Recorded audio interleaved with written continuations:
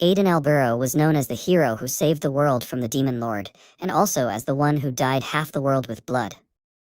He was also a dragon slayer, but his strength did not help him survive, and after the decisive battle, he was cursed and trembling, looking at the traitors in front of him.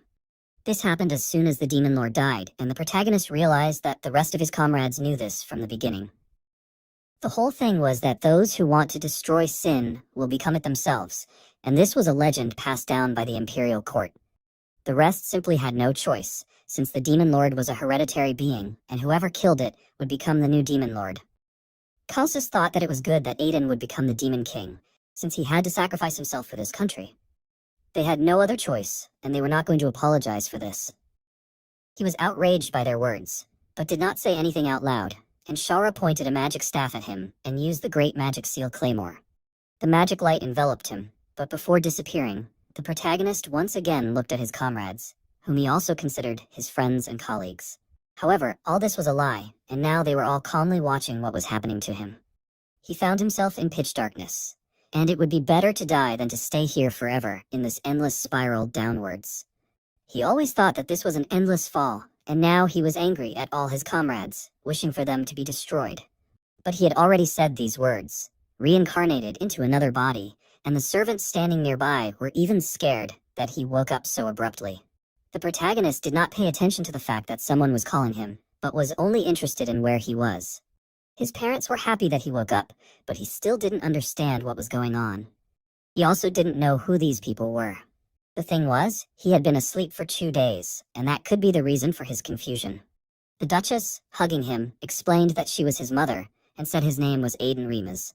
The protagonist was surprised when he heard this last name, and not his last name, as he thought it would be better to die in the void. But suddenly he screamed, frightening his mother, as many memories came flooding back to him.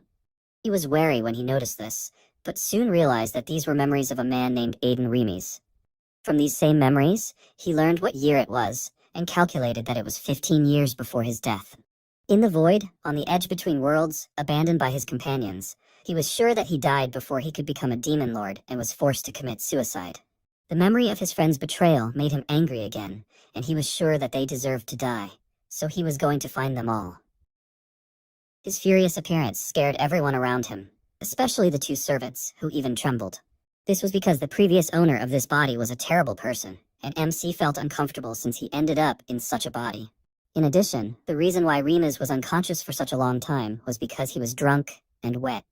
If he wasn't the son of a duke, he would have been beaten to death by now, and he was well aware of it. A little while later, he managed to get up from his bed and looked at himself. This situation was terrible, and he even began to doubt that he was himself, since he could only dream of this all his life. However, he could check his strength, and so he opened the system window, where his characteristics were listed. The system was the power that a person would gain by eating a berserker's heart, along with the title of Dragon Slayer. Since the system was still there, it meant that this was not a dream. However, it bothered him that his name was broken. But in the end, he decided that it didn't matter, since it was a gift from the gods, and now he just needed to find the traitors and tear them apart. As he was saying this, Philip just came into the room, horrified, assuming that this was addressed to him. Aiden didn't understand his state, and he tried to act normal and handed him a cup of drink.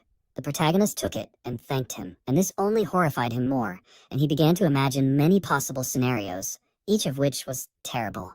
In the end, the protagonist tried the drink, and the fact that he liked it only amazed Philip more, and he stared at MC for a while and did not leave, and so he assumed that he wanted something else. He didn't want anything, and so he left the room, and his companion didn't understand how he got out of there alive. He shared his shock, and the other guy was also amazed, assuming that Aiden had gone crazy. To MC himself, all this seemed crazy, since he went back 15 years into the past and did not understand what happened to his past self then. He assumed that he could exist in the present time separately from it, and he remembered that by this time he should have already gained independence from Master Valken, the former king of mercenaries. He was going to find out, and so he called out to Philip, who was surprised again, since he had never called him by name. He was going to ask him a question, and in Philip's imagination, his expression became terrifying, and the other servant, also wary, thanked him for everything, as if already preparing for his death. Philip did not understand what was wrong with Aiden today, but still went with him to the room and was surprised when he heard about the king of mercenaries. The protagonist was curious about him, as he was quite famous as the mercenary king's apprentice. There were rumors that the mercenary king had disappeared some time ago, and in his past life, it was the same. However, Philip had never heard of the mercenary king having apprentices, and MC did not understand what the past him was doing in that case. In his past life, in the slums of Aiden, when he was still a child, he tracked down a man who could be tried to rob. He encountered him and quietly stole a bag of coins from him, happy at how much of it was in the bag. However, Vulcan returned, noticing his scam, and remarked that he had enough courage. He did not understand how he dared to even think about stealing his money, but he did not seem angry, although the protagonist was scared. Vulcan assessed the state of his body and appointed him as his apprentice, dragging him in the direction he needed and ignoring the protagonist's screams.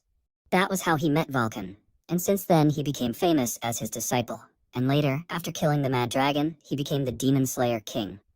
However, now there was no information about the mercenary king's disciple, and this information shocked the protagonist very much.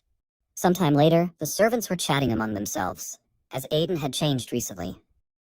Last time, Philip spilled wine, and he did not even react to it, and also became more polite and began to thank the syllable and call them by name in a friendly manner. They understood that people change after a serious illness, but they began to worry about Aiden's condition, as recently he looked lethargic and his eyes appeared to be very empty. He was sitting alone on the street, but his condition was not caused by the fact that he was still sick, but because he had nothing to do. All the food was prepared, he did not need to clean, and in the free name, he searched for information about his past self. But it turned out that such a person simply did not exist. He thought about betrayal, resentment, and revenge, but was quickly distracted by the sound of blows. Knights were fighting nearby, and there were many of them in the duchy. Remis came closer to him, not understanding why he was here. He was his younger brother, and unlike the previous owner of this body, who was a scoundrel, he was diligent and had already become a knight, so he even had a right to inherit the throne. If there was a problem, it was that Carl was very disrespectful to his older brother. He thought that his older brother would be drinking as usual, but instead, he was sitting here. The protagonist realized that he thought his older brother was pathetic, since he spent all day gambling and drinking, and you could see the contempt and feeling of superiority over him on his face. In the end, he honestly admitted that he was just bored, and Carl warned that knight training is not a spectacle, and if the protagonist is not here to train, then he should leave. When he thought about training, he realized that he has not picked up a sword since everything happened, and so he agreed to train, and Carl was very shocked by this. Sometime later, he was already on the training ground, and Bazan greeted him before the duel began. He also prepared himself, and the other knights suggested that they should stop this, since MC was still too young after all. However, they also thought that Bazan would deliberately lose. He himself was nervous, since he could not believe that he would have to fight this rude guy. He couldn't lose to such a weakling, as no one could lose to the neighbor's dogs. But his excitement was noticeably too strong, and the protagonist realized that he was thinking about how to lose. He wanted to warm up, and so he was going to ask Bazan to give it his all. He asked him to do everything in his power, as a knight's apprentice who lost to a weakling slacker was practically useless, and in that case he would have to expel him from the order. Bazan was amazed, and the other knights were dissatisfied, as Aiden had completely lost his mind and wanted to seriously fight the squire, although he had never held a sword in his hands. Bazan decided to start and got ready, instantly jumping from his place. And yet, despite his speed, MC managed to parry the blow, although his new body was much weaker than he thought. But for some reason, he wanted more blows and felt more and more inspired. They fought for some time, and the knights were already terrified, since Bazan was giving it his all, and it would be bad if he hurt Aiden. But it was not only Bazan's strength that caught their attention, but also how the protagonist was holding up against his blows. Even Carl did not understand how he did it. Bazan was also amazed that MC did not fall, since he was sure that he did not have a single chance, but he could not reach him. Each blow Aiden parried, and this refreshed him, and his blood began to boil. He had not felt such delight for a long time, and when he began to strike his own blows one after another, he gradually began to push Bazan back. The knights thought they were imagining things, and even Carl was surprised that the protagonist was gaining the upper hand over the squire. Bazan, meanwhile, noticed that the protagonist's swordsmanship had changed, as if he had been holding back all this time. He didn't understand how he could even wield a sword, and tried to stay more focused. Aiden had already forgotten that the previous owner of this body lived a lazy life, so he was weak and without muscles. However, he was still the king of dragon slayers, so he was not going to give up. He landed a few more powerful blows, winning, and remarked that Bazan should give up. The other knights were shocked by this outcome, and Aiden meanwhile approached Carl and thanked him, since sparring was refreshing for him. He pretended to be happy to hear this, but in reality, he was not. Soon the protagonist left, but he was going to come to the training more often. Carl doubted that this was really the same person he knew, and this question was asked not only by him, but also by the other knights. When night came, MC was sitting on the bed, his whole body shaking from fatigue. He couldn't believe this outcome, but he still smiled, since he was able to vent his frustrations, and it was also a new opportunity for him. The heavens had given him another chance in life to take revenge, but his former comrades were so talented that they could be called a one-man army, and given their high status, it wouldn't be easy. Among them were the Night King and heir of the Sias Grand Duchy, Silbeda Sias, the iron-blooded saint chosen by the Slaughter Cult, Lista, the great mage, Shaura, and the second commander-in-chief of the Immortal Empire and the great alchemist, Calcius. He didn't stand a chance against them now, especially if he had to fight them alone. In order to take revenge, he had to destroy them before they joined forces, since once that happened, the country would be in trouble. He had 5 years left before he could form the coalition to subdue the Dark Mages, and in order to prepare, he needed to start by trying to level up this body, since in this state he wouldn't be able to defeat even one goblin, let alone his former comrades. And so he chose a method that would help him accomplish this task. He soon handed Philip the grocery list, and he was surprised by it. The fact that the protagonist had been quiet until now made him wary, and he wanted to know what he was going to do. The protagonist didn't understand what was wrong with it, and he explained that these were expensive ingredients, even if he bought a top-quality holy potion. In addition, the other ingredients were poisonous plants, and this only terrified him more. But even if Aiden explained this, the others would still doubt it, so there was nothing else to do. He knew that the owner of this body had probably done something like this before, so he leaned towards Philip threateningly, warning her that it was dangerous to know the purpose of these ingredients. He offered to tell him and accept the consequences, and he became more and more afraid with each word. In the end, he ran out of the room to buy all the things he needed right away.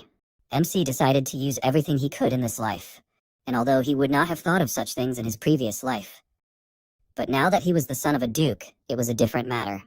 He had already experienced a body that had transcended mortal limits as a swordmaster, so he would be able to reach this level faster than anyone else. This method was far from normal, but it was effective, and after a month and a half, his body had already changed greatly. He trained and asked Philip for a mana potion. After he drank it, he returned to training. He would push his body to the limit with training and then restore it with a mana potion, and he called this method of breaking and then healing. A single potion was very expensive, but the protagonist's current situation made this method possible. In addition, he had a secret weapon. He asked Philip for these things. It was already in his room, and although Philip was curious about what Aiden was going to do with these ingredients, but the memory of his threatening tone made him curb his curiosity. Soon, the protagonist came to his room, examining the poisonous plants he had obtained. He never thought that he would use this method, but he was going to do it anyway. It was a theory created by Calcius and Shaura, and it was that the body uses everything it can while the poison wreaks havoc, and this allowed the body to survive, revealing its hidden potential. The protagonist could easily die from this. However, he bought a high-quality holy potion to ensure safety. He had already defeated death once, so he ate one of the poisonous flowers, emptying the potion bottle and experiencing the effects of the poison in his body. It was very painful, but he would have to do it many more times. His mana flow definitely became smoother after that, and he knew that this was to be expected from his former comrade's theory. Suddenly, a voice in his head suggested that this was all in good fun, and the protagonist froze as he recognized it. He began calling out to his interlocutor as he could never forget that voice even if he wanted to. Philip became worried when he heard the noise and ran into the room. The protagonist did not answer him, and he called out to him, and eventually he ordered him to leave. He continued to stay in the room, as there was too much noise, and the protagonist repeated his order, but in a more threatening tone. This time, Philip obeyed, and the MC frowned, as he had definitely heard that voice in his past life. This being knew his real name, but he did not understand why he was here. He ended up falling into the trap of this being, and soon the voice came into his head again, drawing attention to the fact that they had not seen each other for a long time. The appearance of the demon lord angered Aiden, and he asked why he was here. Such a question was due to the fact that he clearly saw the death of the Lord. He assumed that the protagonist missed him a lot, and he even felt sorry that he did not have a physical body, so he could not look at him. These words made the protagonist calm down a little, and he wondered how the demon lord spoke to him if he had lost his body. The thing was that, in the end, the protagonist himself died when he became the lord, and he understood that the lord wanted to say that he himself was now the lord of the demons. This was half true, as the demon transferred his soul into MC's body at the time of his death, and he originally planned to take over his flesh and resurrect him. But something went wrong. He assumed that his suicide had failed the plan, and he realized that the demon's soul existed within himself. It could truly be said that way, and the protagonist, without thinking twice, was going to kill that soul. He assumed that he should infuse holy power into his body, and the overlord asked him to listen to him. He continued to ignore him, thinking of ways to kill his soul, and the demon tried to convince him that he was no longer the same as he was in the past. Aiden did not believe it, as he was, after all, a being who loved madness and chaos. In fact, this did not originally belong to the demon, but was caused by the connection between God and the demon. But this connection was severed when the protagonist was trapped in the void. This explained why the monster that appeared now looked calmer than the overlord that MC saw back then. He remembered the appearance of the overlord from his past life, and back then, he was a crazy psycho who couldn't hold a normal conversation. The demon reminded him that he could still hear it, but Aiden wasn't going to apologize for his words, and turned his attention to the demon god, since this was the first time he heard of something like this. The demon god was known as the original sin, and it was a being of pure evil that even the gods feared. In the past, the demon was a being cursed to carry out the will of the demon god. The protagonist understood everything and asked if this situation was also part of the demon's plan. He didn't understand what this situation was, and the protagonist explained that it was a trip back 15 years. Indeed, it could be said that way, since when the demon entered the protagonist's body, it tried to use the dragon mana it possessed to turn back time. Aiden didn't know that such a thing was possible, but the thing was that dragons were created as agents of the gods, and they could interfere with the laws of the world using the power of their dragon mana, so it wasn't that impossible. In that case, the protagonist didn't understand why the demon didn't use it to escape from the void. It was because the monster suddenly felt tired, so it decided to rest for now. It stopped talking to the protagonist, and ignored his request not to leave. Another month passed, and since then, the demon lord occasionally talked to MC. It was disturbing that he was in his body, but he tried not to pay attention to it, because at the same time, he was pleased that someone remembered his past. During this entire time, he did not stop training, and during one of his classes, he broke the dummy he used to parry blows. His training method was effective, so now the dummy would not be enough anyway. He turned his attention to the knights and decided that they would now be his new training dolls. His behavior made the demon think that he really suited their side more than the hero side. He was dissatisfied with these words. While he was training with poisonous herbs, he realized that the holy power in the potion was causing pain to the monster because he was the source of evil. That is why now, when he was dissatisfied with the demon lord's words, he threatened to drink an entire bottle of holy potion, and therefore the monster quickly changed his mind. The protagonist was pleased with his superiority. He came closer to the knights and noticed Law training, remembering that he had seen him somewhere before. The mentor warned Law to be more careful because he was lagging behind the other apprentice knights. He promised him to do better, and finally the protagonist realized that this man was the free knight Law. He remembered him from his past life and noticed that he was now very different from this appearance. Law pretended to be a knight despite being a mercenary, and he earned the nickname of a free knight, but now he was here. He certainly had his flaws, which is why they constantly fought, but he still owed his life to him several times. In his past life, there were several S-rank mercenaries, including the protagonist himself, but Lo died fighting a crazy dragon with them. He thought he would see his face in hell, but now he finally felt like he had returned to the past. That was why he stopped training, calling Lo over, and he was surprised by this. Aiden was indignant that he did not address him properly, and he immediately corrected himself, which made the protagonist feel superior. Lo could not concentrate on the battle and was angry because the protagonist began to pester him. Aiden, meanwhile, leaned closer to him, accurately guessing his thoughts. He tried to justify himself, not understanding why he was acting like this, and since he was going to quit soon anyway, he assumed that he should do it now. While he was nervous, the protagonist felt more and more happy when he saw the state of his former rival. Finally, he calmed down more or less, and told Lo to come to his training grounds tonight. He was scared, and Aiden, instead of explaining properly, leaned towards his ear and whispered a few words, which made Lo look at him warily, since he did not understand how he knew it. To the protagonist, such a meeting seemed like fate, and he decided to give Lo a small gift, considering his debt to him. When evening came, he indeed went to the training grounds and waited for Lo, who soon showed up. He was shaking, since the protagonist knew his secret, but there was something more important, and from the realization of this, he could not hold back his tears. This reaction was caused by the protagonist promising that he could heal his arm. In the past, MC Lo had lost his arm. He admitted while drinking with his comrades that he kept thinking that he had become like everyone else. He had abandoned and failed to fulfill his desperate wish in his past life, and Aiden was going to repay the last debt with what he was going to do now, since Lo wished for his right arm to be fine so that he could live like a normal knight. Because of his disability, he was called One-Armed Lo, and the protagonist remembered this. Now, the arm was still there, but it was not healthy, and Lo did not understand how Aiden knew that it was stiff. Even he did not know why his arm was like this, and it turned out that it was because it was affected by mana deficiency syndrome. Lo shuddered, since mana deficiency syndrome referred to all the disturbances that occur in the mana channels. His arm was numb because of that, but the big problem was that this syndrome was incurable. In fact, people said it was, but MC told him that he could cure it. Indeed, the cure was not impossible, but at the moment, no one knew how to do it, and the cure would only be found in about 10 years. He was willing to cure Lo's arm, since he knew the cure, but there was one condition, since nothing was free in this world, and he offered to sign a contract. Lo read the terms of the contract and was amazed, since he had to spar with Aiden every day and also do everything he ordered. It was almost like a slave contract, and the protagonist was not even going to argue with it. Lo could not trust him, since from the very beginning he said that it was incurable, and now he said the opposite. Still, he was sure that he should grab any opportunity, so he decided to accept MC's conditions. He was worried that the day had actually come when he could make Lo his slave. He was going to take another item as a bonus, but he didn't voice it to Lo, who looked wary of his behavior. The demon again noted that the protagonist should be on the evil side, and he shut him up again.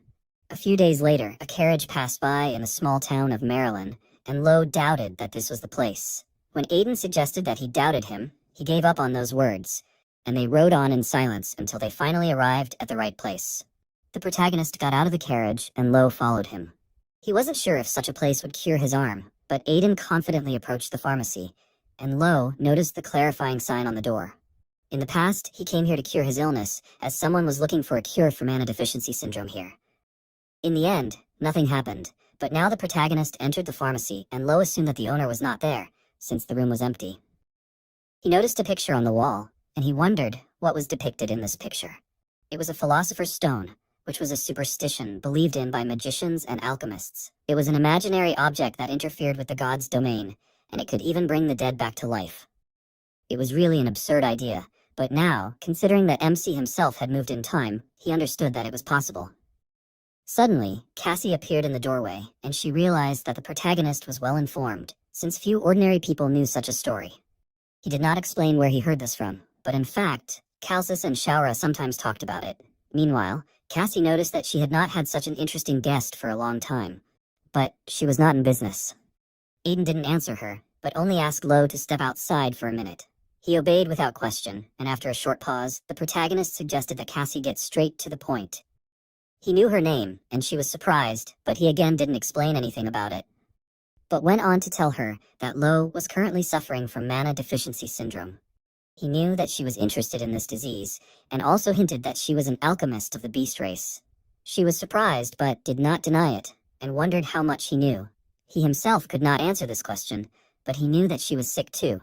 These words only shocked her more. Her symptoms were worse than usual, and without the leaves of the herb she smoked, her condition would only get worse. Law's condition stopped at his arm, but it was different for her, as the disease had affected all of her organs, and she was now gravely ill. She accepted that the protagonist knew so much about her. However, there was one thing he was wrong about, as she had not yet found a cure, so she could not cure Law. The protagonist promised to protect her and support her research in his territory if she cured Law. She reminded him of her earlier words, but he interrupted her words and handed her a piece of paper with writing on it. She was surprised, but still read it, and eventually realized that it was a cure for mana loss syndrome. Calcis had talked about it so much that the protagonist remembered it, but he didn't remember it perfectly, so he sought out Cassie so that she could understand him even with incomplete information. Now it was actually possible to find a cure. and she only asked for half a month to make it. It turned out that the protagonist had really figured her out. Still, with her resources, it would be difficult for her to get the listed medicinal ingredients, and she realized that he wanted something in return. He asked for her ring, and she found it very ugly of him. In fact, he knew the true purpose of this ring, and Cassie assumed that in that case he must also know how important it was to her. The Ring of Speed was the second reason he came here, as it increased physical speed 3 times for 10 seconds 3 times a day. This item was useful for surprise attacks, escapes, and during battle, and thanks to this artifact that Law received as a keepsake from his past life, even with 1 arm, he was able to obtain rank S. The ring was the only means of defense for Cassie with her physical limitations, but he promised to protect her, and in that case, she would no longer need such a thing. She was not against this deal as long as she could continue her research, but she doubted that the protagonist was confident in this, since rumors would spread that he accepted a female beastman in the Duke's house. Still, he was known as an honorable scoundrel, so he did not care what people would say. Cassie smiled, since she found him to be a very interesting person.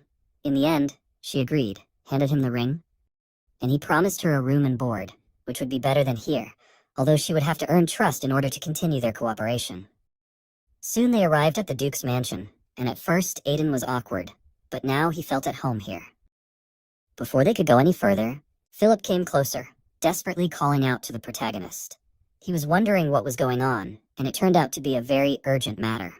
MC didn't understand what was going on, and in the end it turned out that Carl had gone missing on Monster Mountain, and this news shocked Aiden very much. 2 days ago, there was a report that a person had gone missing on Monster Mountain, and Carl had gathered an investigation team and set out, but he had not returned yet.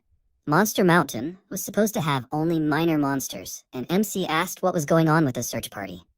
They were supposed to leave soon, and the protagonist thought about it, because if Carl disappeared, he would have to take the place of the heir, and in that case, all his plans for revenge would be ruined. He was going to save him and join the search team, so he asked Philip to take Cassie to her room.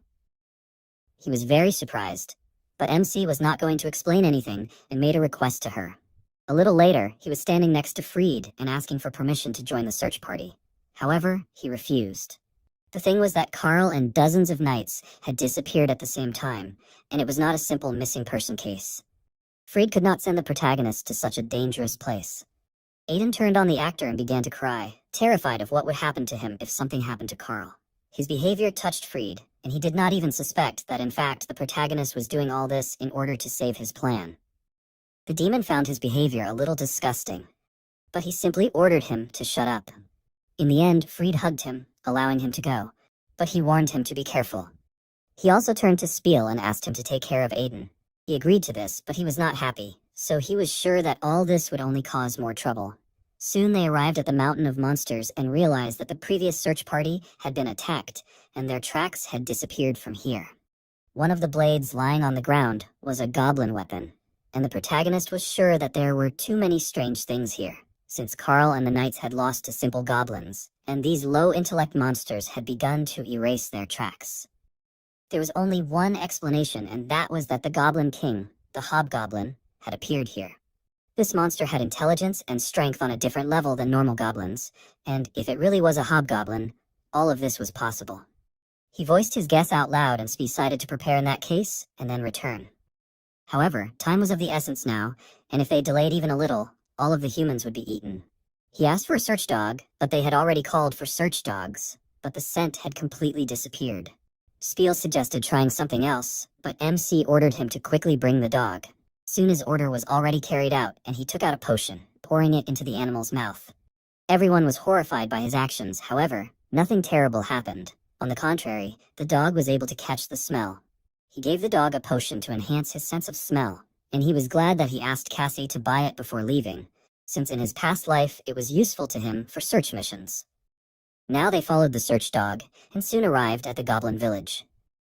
Spiel drew the protagonist's attention to the fact that Carl and the other knights were in a cage in the village. They were still alive, and this meant that they were not late. But something was wrong, since there were 3 hobgoblins in this place, but there could not be 3 leaders in one village. This was more serious than Spiel thought, and he warned everyone to be ready to give it their all, as the goblins were not inferior in strength even to worthy knights. After that, he turned to Aiden to save the hostages and escape with them. He agreed to do so, but thought about the fact that there were 3 leaders here. Still, such a number of knights should have managed without him. Soon the knights had already drawn their weapons and ran to attack, and the goblins were also ready. The knights were angry that the monsters attacked Carl, and Spiel was going to destroy them all. At this time, Aiden approached the cage, and the captured people rejoiced when they noticed the knights. He opened the cage, and the joy of the inhabitants was replaced by surprise when they recognized him. Even Carl was shocked, and soon the protagonist freed everyone, warning that the knights would provide support. They themselves needed to escape from here quickly, and he himself was also thinking of leaving. Carl did not go out after him, since there was a monster here. The protagonist didn't know what he was talking about, and warned that the monster was right behind him. The huge monster was indeed standing next to him, and was about to strike. This raised dust in the air. But MC jumped aside in time and realized that he had omitted that the reason there were 3 goblins in the village was because there was a creature of a higher rank than the hobgoblins, and it was the most feared monster among the humanoid demons. The protagonist ordered Carl to take the villagers and run away first, but he wasn't going to do anything because he was sure that the protagonist would die. He knew that he wouldn't die because he was the older brother. And Carl didn't like this argument because he still thought that Aiden was just a scoundrel. Even though the protagonist spoke so confidently, he still knew that there was one problem. He ran towards the troll, dodging the blow from this one, and cut the monster's leg. However, the wound healed almost instantly, and because of this regenerative power, the protagonist would not be able to defeat the troll with his usual strength. However, he had something else. And at the moment when the monster was about to attack him, he activated the Ring of Speed. All this happened very quickly, so it was only at this moment that the knights finally noticed that a troll had appeared here. Spiel asked Aiden to let him deal with the monster, since the hobgoblins were no longer such simple monsters, but there was also a troll here.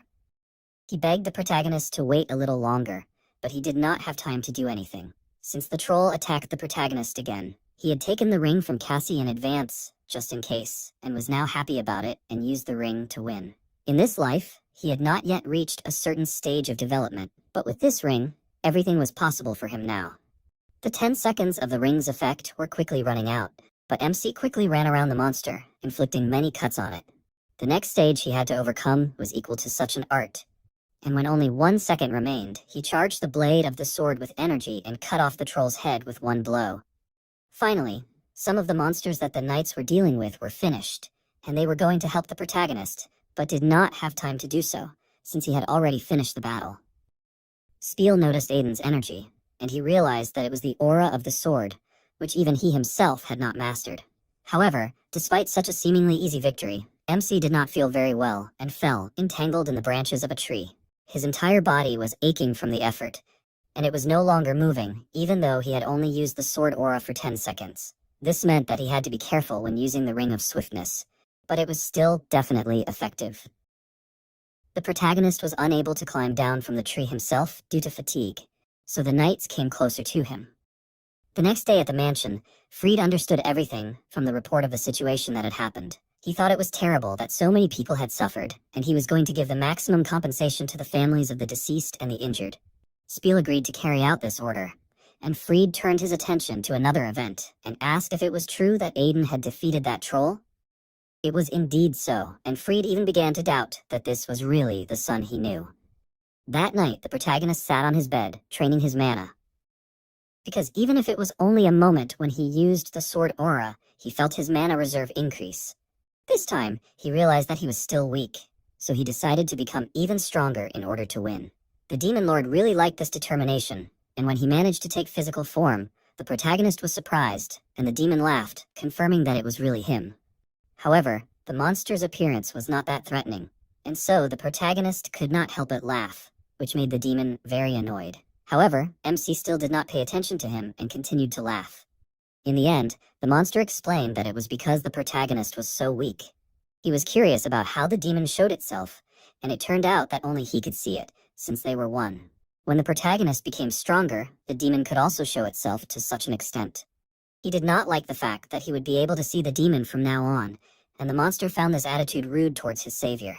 The protagonist finally calmed down and began to reason, realizing that the being in front of him was no longer a demon lord, and so he wondered what his real name was. However, he had long since lost his name, and now he simply existed. In this case, MC decided to call him Curse, since he was a curse placed on himself. The demon thought that this was too stupid, but Aiden simply ordered him to shut up. Curse realized that he really was not stopping, and eventually allowed him to say whatever he wanted. In this way, they talked for some time.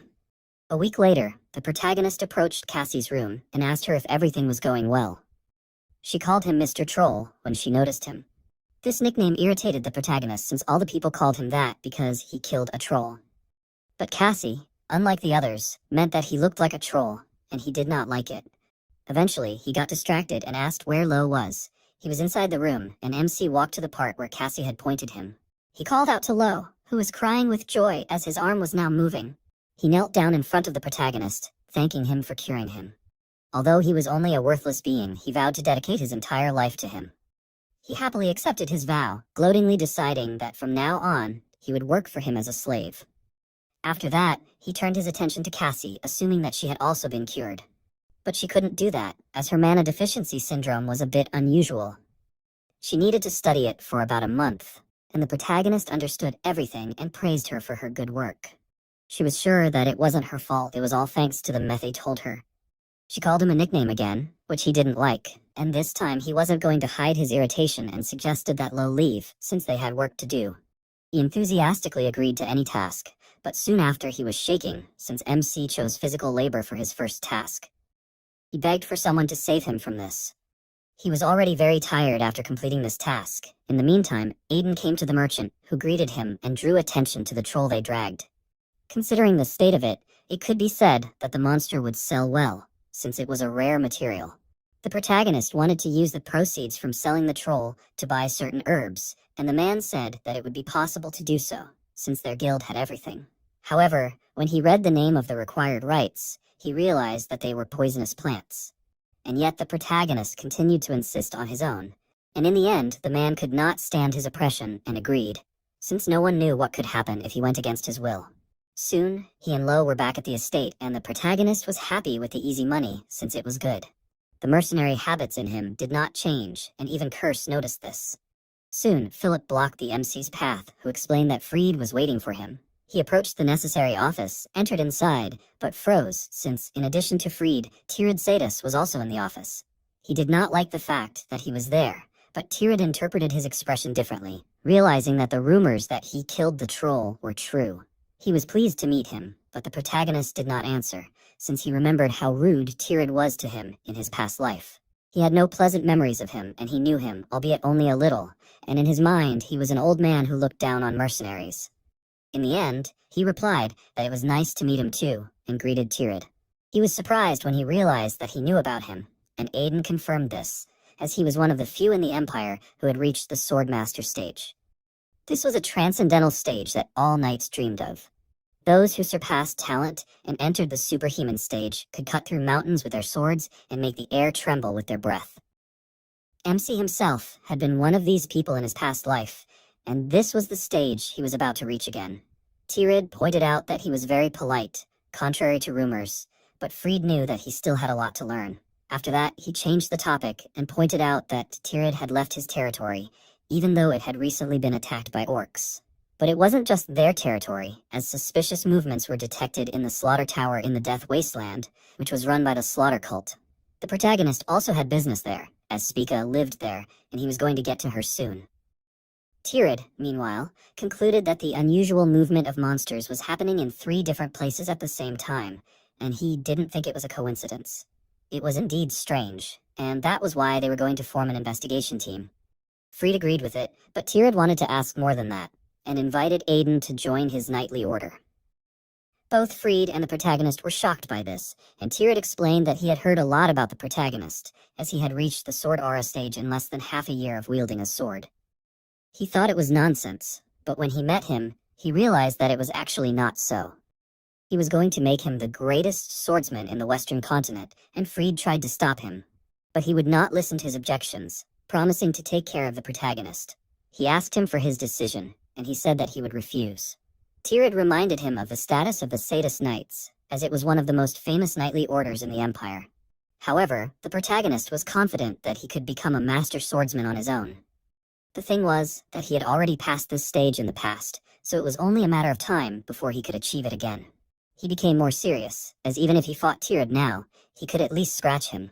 He was outraged by such a bold proposal, and it seemed very rude to him. Freed was horrified by Aiden's words, and Tirad meanwhile began to exude a magical aura. Admitting that MC was funny, the fear mastery he used was the ability to make even the air tremble with a murderous aura, and the protagonist expected this from a swordmaster, but he still managed to resist the effects of it. Tirad himself could not believe that he was holding on, and in the end, he asked if he was sure that he could stand by his words. It was, and the protagonist proposed to make a bet, which surprised his interlocutor even more. The thing is that Tirad always had a weakness for bets, and the protagonist was going to join the knightly order if he could not give Tirad a single scratch. However, if he won, he wanted to get Tirad's sword. He asked again, and it seemed like he was annoyed, but he actually laughed since the protagonist wanted his family heirloom. It turned out that he was completely different from Freed. But he did not respond to this statement, since he passed out from the mastery of fear.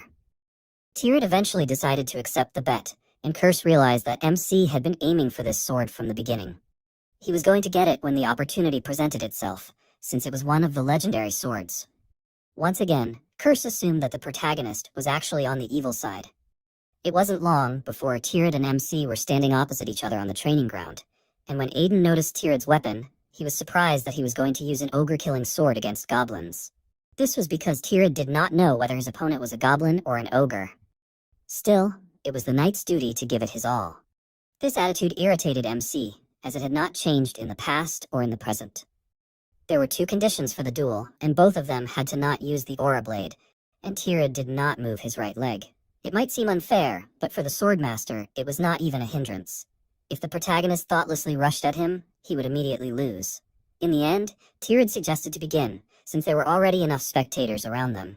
Aiden agreed to this and jumped up from his seat. His speed even surprised Tirad, but he easily stopped his blow. The fact that the protagonist aimed straight for the neck meant that he had been in a real fight. But he did not respond to the provocations, but only noted that he knew that Tirad would block this attack. He expected that it would be too easy for Tirad, but he rushed to attack again. This swordplay was very unusual, and it reminded him of the mercenary style, so he was going to fix it if MC joined their knightly order. The demon now saw what kind of relationship they had, and Aiden meanwhile lost control, as he was irritated by Tirad's dismissive words. He offered him to deal with the mercenary's mediocre swordsmanship, and ran forward again. He used his special skill of the mercenary king, called the Knight's Breakthrough, and so, despite how smug Tirad was, the protagonist managed to abruptly change the trajectory of the blow, and his opponent himself was surprised by this technique. Still, he managed to dodge, but his confusion made MC very happy. The rest of the spectators of the duel were shocked, as he now moved forward, and this confirmed the rumors that he defeated the troll. Even though Tirad's fatigue had caused great losses, he was a master of the sword, and so Freed didn't know if he could say that Aiden could handle him. Tirad was still shocked, and the protagonist began to attack him more and more often, like this unexpectedly. He didn't understand what kind of strange swordsmanship this was, as it was chaotic, but precisely aimed at vital points. It was incomprehensible, and he wanted to take the protagonist with him more and more. He swung his sword, and the protagonist only managed to dodge this attack at the last moment. He noticed that Tirad was simply swinging his sword, and Curse warned that he would be cut in half if he tried to block this strike. In order to be safe, MC jumped back, and Tirad took advantage of this small respite, noticing that he was using an interesting sword technique. Still, this was all he had, and he was sure that he would not be able to defeat him like this. But the protagonist was still standing, so he asked Tirad to continue. He was glad that Aiden did not disappoint him, and welcomed him to his knightly order in advance, and Tirad thanked him in advance. They took up their fighting positions again, and the protagonist immediately jumped up from his place, striking Tirad with his speed. He dealt a lot of blows and distracted Tirad with this, after which he jumped behind him and cut him. He was deceived, since the protagonist hid his skills, and now he realized his victory and promised that he would treat Beelzebub well. No one understood what it was, and some did not even believe that it was over. However, when the realization finally reached them, they began to happily greet the protagonist. He himself was glad that he won, but Curse reminded him that he used the ring. The fact that MC didn't care about this made the demon lord doubt his suitability to be a hero or a dragon slayer once again. The protagonist himself didn't understand why he was so nervous, and offered to give him the holy potion again. Curse quickly changed his mind, but called him a cheater. Eventually, the protagonist was forced to stop arguing with him, as Tirad came closer to him and admitted that he hadn't disappointed him. He hid his skills, and so Tirad knew that he was an unusual opponent. MC himself was sure that it was just luck, but even pretending to be modest, he was quite impudent. The protagonist found it surprising that Tirad only had a scratch on his body, although he was going to cut off his arm. Tirad was not going to back out of the deal and handed him his sword. He thanked him for this, happy that he had hit the jackpot. The curse called him a cheater again, and the protagonist warned him that he was asking for it. Soon he was back in his room and looked at the weapon more closely, and the demon congratulated him. This sudden change in mood alarmed the protagonist, and the reason for the curse's amusement was that MC did not know how to use this sword correctly. He was surprised, and it turned out that the demon knew the secret of the legendary swords, which people did not know. The protagonist assumed that this could be a curse, and the demon warned that he would not tell about it for free, but he could share this knowledge if Aiden swears to serve him and never force him to drink the holy potion for the rest of his life.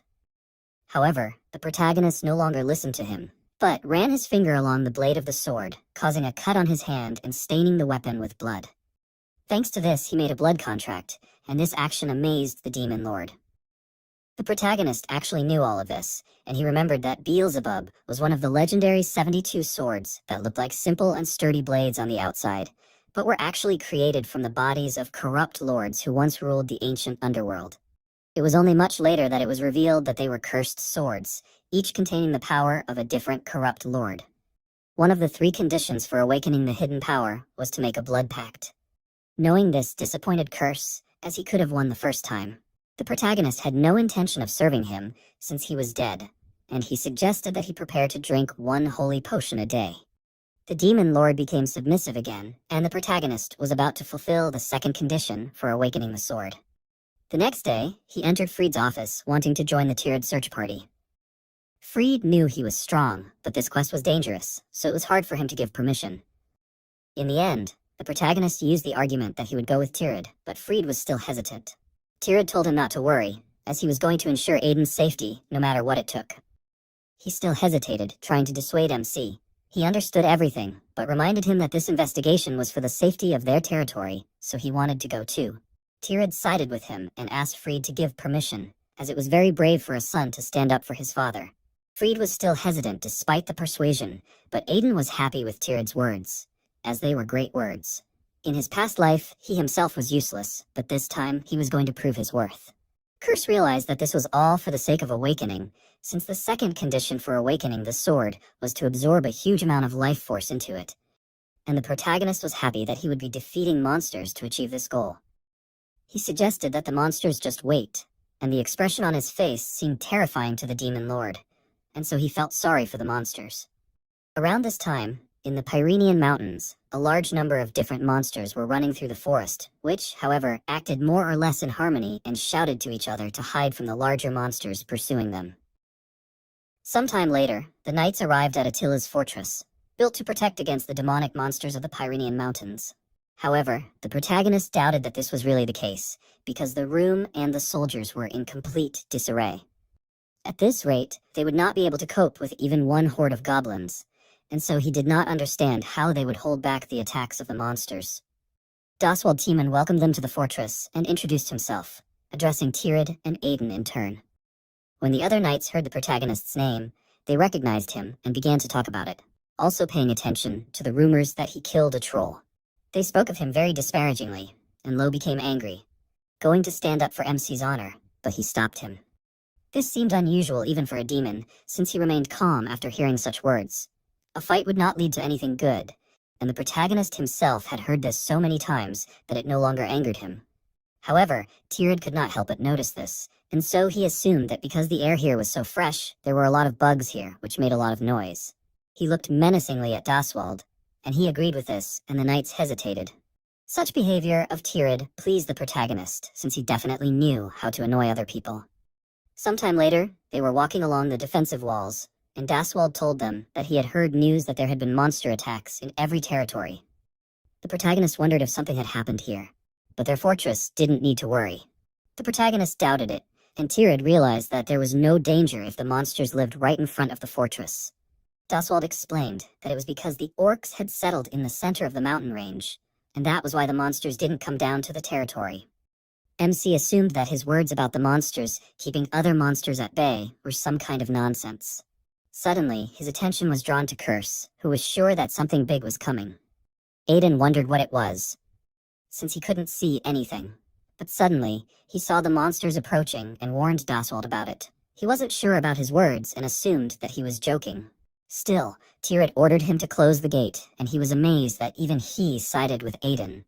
But the next moment, the ground shook as a wave of monsters approached. The monsters ran out of the forest in a huge crowd, and the knights trembled in fear when they noticed these monsters. They did not understand what to do, and Daswald could not orient himself either. In the end, Tirad took control and ordered the knights to close the gate first. They obeyed, but because they did not react immediately, one monster managed to break through the gate and was already preparing to attack one of the soldiers, but the protagonist managed to destroy it in time. Beelzebub absorbed the energy of the slain wolf, but it was not enough to change anything. But nevertheless, the sword sucked out life energy well. Meanwhile, the soldiers were amazedly discussing MC's action, since he just used the sword's aura. In that case, they realized that the rumors about him were true. When the demon heard about the rumors, he again reminded the protagonist of his nickname, the Trollmaster, and he became angry again. Everything the demon lord said disgusted him, but he could not argue with Curse any further, because the knight thanked him for saving him. The protagonist offered him to protect the wall instead of praising him. He obeyed, and at that time, Lo ran closer to Aiden, worried about his condition. He answered his question, but offered him to look at the monsters trying to break through the gate. There were a huge number of these monsters, and the protagonist decided that from now on, these monsters would be his daily snack. The way his expression changed scared Lo, and MC turned to Beelzebub, assuming that it also wanted to eat monsters. And suddenly he froze, not understanding what he was saying. It was because he too could not resist the influence of this sort of gluttony, which sucked out the gluttonous instincts of its owner. The Curse liked to hear Aiden's true feelings, and he felt embarrassed, realizing that he needed to be more careful. But if he was here to awaken Beelzebub, then he was going to gratefully absorb all this life energy. However, he did not have time to engage in battle, as Tirad warned him that he would return after cleaning.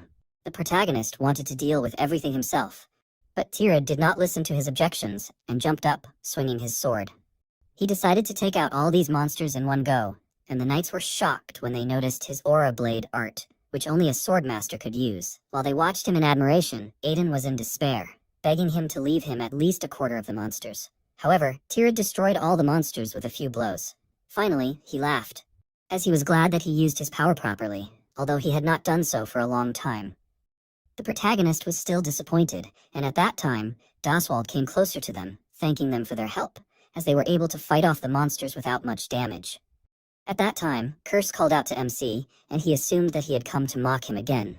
However, what the demon lord had spoken of earlier was not a wave of monsters, and the protagonist, still immersed in his sadness, did not immediately understand what he was talking about. The demon repeated his words, and this time Aiden was already more focused, starting to think about what it could be. And suddenly he was amazed, as he noticed a huge fireball flying towards the fortress, and he warned everyone to leave.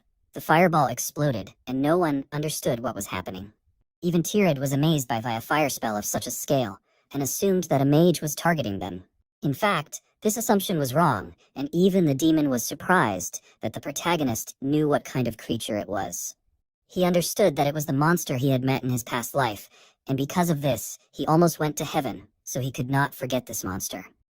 Curse was not sure that the protagonist could really go to heaven, but he explained to him that he was just speaking figuratively. The monster gradually approached the fortress, and the knights were horrified by the fact that so many monsters were together. It turned out that orcs and trolls had united into one army, so the knights had to be ready. Although they did not understand how the trolls of the wasteland and the orcs of the Pyrenean mountains could unite, because they were always at war with each other. Tirad himself wanted to step forward to join the battle, but Aiden warned him that it was too difficult for him alone. He repeated his words in confusion, and MC suggested that he look at the very end of the horde. He noticed a monster towering over the other monsters, and was amazed by it.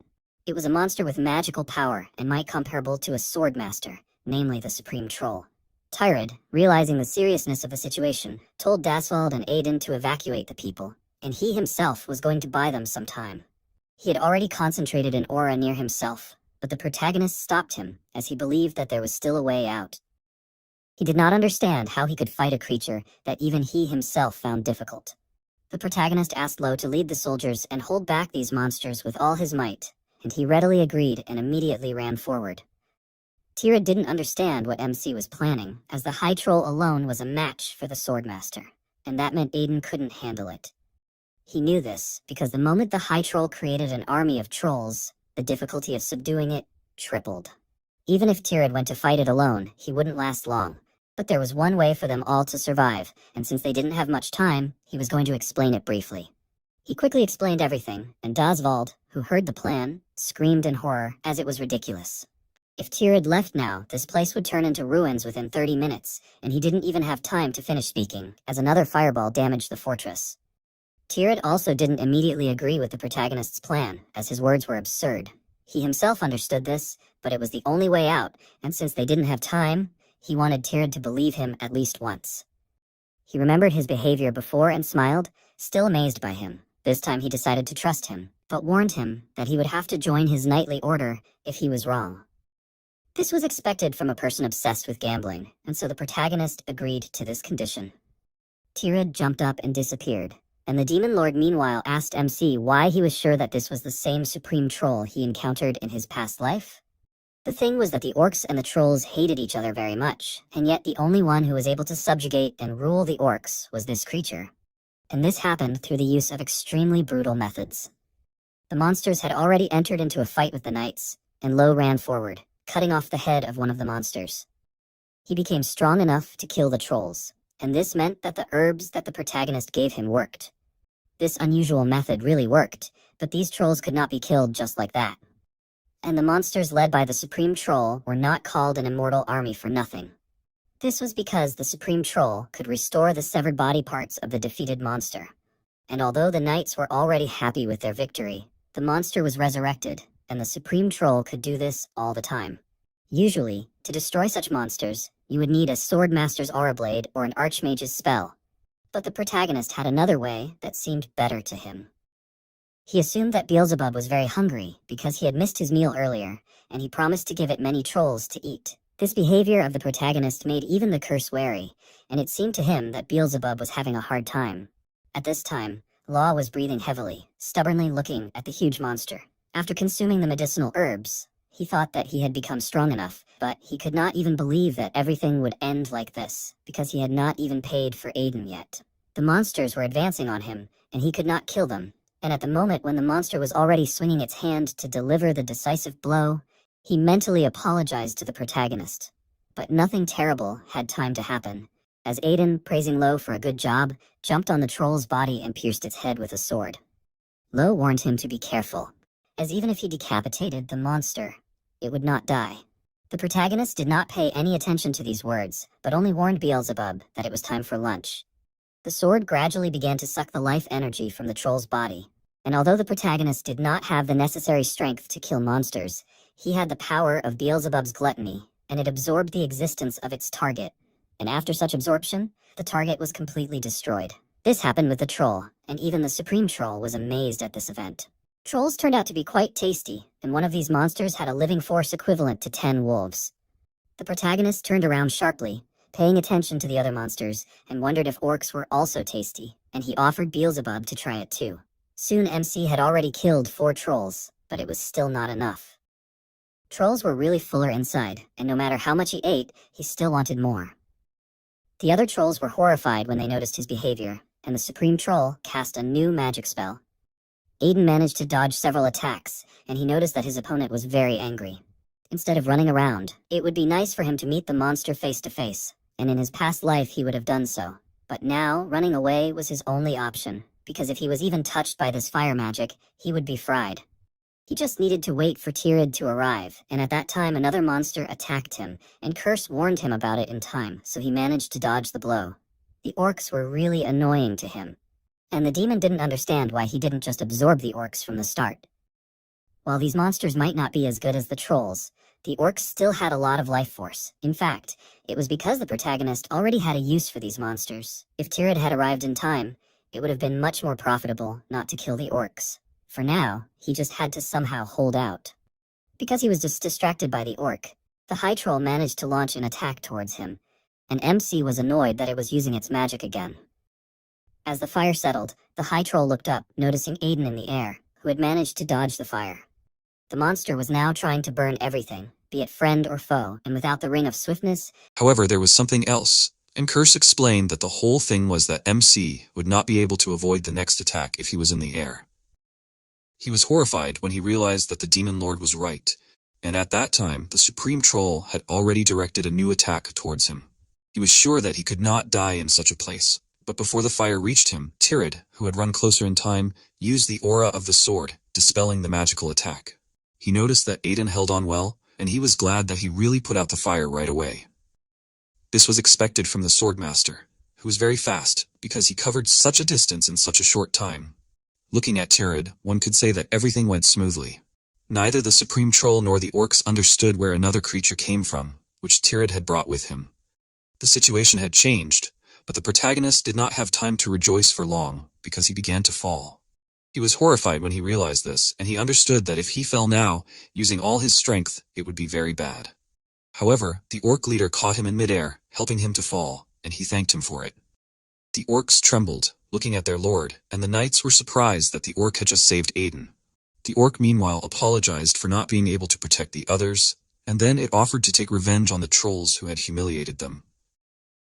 The other orcs eagerly rushed into battle, and the knights did not understand why the orcs suddenly attacked the trolls, because they had previously been on the same side. Everything happened exactly as the protagonist said, because the Supreme Troll could control the orcs because they used the orcs' loyalty to their tribe against them, and took the chieftain and children hostage in order to control the orcs. However, if the hostages were released, nothing would work, and that is why the protagonist did not recklessly absorb the orcs. The Troll Lord was unhappy that this plan was ruined. Suddenly, Tirid attacked it, but the troll defended itself with fire. It was truly no match for the Swordmaster, and if Tirid was alone, it would not have been able to win, but there were two Swordmasters, and while the troll was distracted by him, the orc jumped closer and damaged it. The high troll screamed, and Tirid warned it to stop screaming and just die. The troll could not die so senselessly, since it was not going to forgive the people who killed its parents. Flames began to burst out of its eyes and nose, and even Tirid was surprised at what was happening. It was a strange movement of mana, and it was because the high troll was about to explode all the mana in his body in order to take everyone else with him. Even Tirid could not stop this process, and the knights were unable to withstand the flames. That's why he warned everyone to run, but while the other knights listened to him, MC ran towards the troll, ignoring Tirid's order to get away from there. He smiled excitedly, intending to leave the last blow behind him, and jumped up, preparing to plunge the sword into the troll's body. And soon a powerful explosion was heard, sending waves of fiery energy in all directions. It was time for the main course for Beelzebub, and the sword began to emit magical energy, absorbing the troll's life force. However, the others did not understand what exactly the protagonist was doing, and so they called out to him excitedly. Even Tirid did not know how he was going to deal with such a powerful explosion of mana, and he assumed that he had a plan. However, even the protagonist did not calculate the amount of mana and life force in this troll, and it turned out to be much more than he expected. He no longer thought that Beelzebub would be able to absorb all of this. But he did not leave, intending to wait a little longer. Finally, when the required amount of power was absorbed, he called out to Curse, as he now needed his help. The Demon Lord appeared next to him, annoyed that he was going to use him for something like that.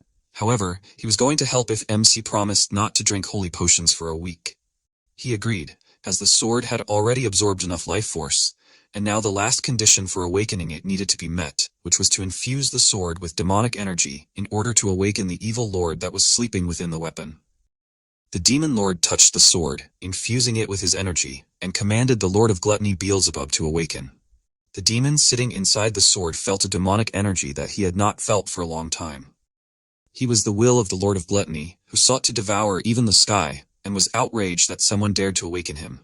Beelzebub had an overwhelming presence, but MC knew that was to be expected from the ancient lord of the underworld. If he were a normal human, he would have been subdued and turned into a puppet, but he had something that Beelzebub feared the most.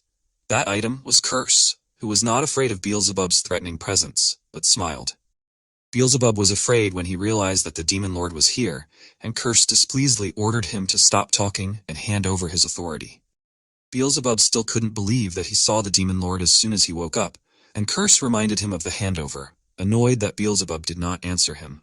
In the end, Beelzebub agreed, and the protagonist remembered that the overlord had destroyed all the evil lords, after which he became the ruler of the underworld, and so it was no wonder that Beelzebub was afraid of him. This meant that the curse could also be useful, and he was slightly embarrassed by such praise, but he reminded the MC of his promise with displeasure. He agreed, and after that, he ordered Beelzebub to eat the remains of the troll, and the sword obeyed, starting to suck in not only the energy of the monster but also the body of this one. A strong wind arose, making it difficult not only to stand on your feet but also to see anything. The troll resisted, and so the protagonist ordered it to become his own power. Finally, Beelzebub managed to defeat the monster and absorb it, so everything calmed down.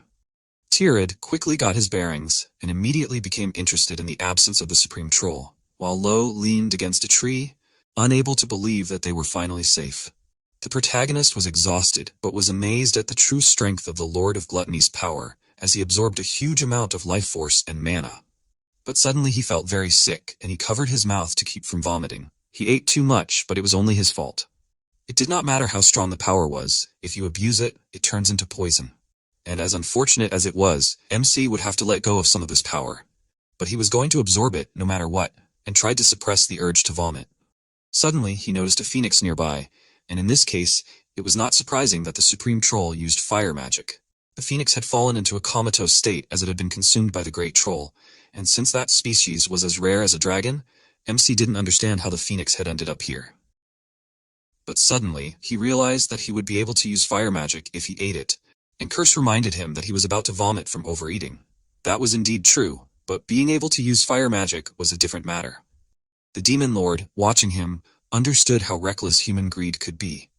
However, the protagonist felt no remorse and was about to consume the egg, but at that moment, he was slapped on the back by Tirid, who was glad that he had finally managed to do it.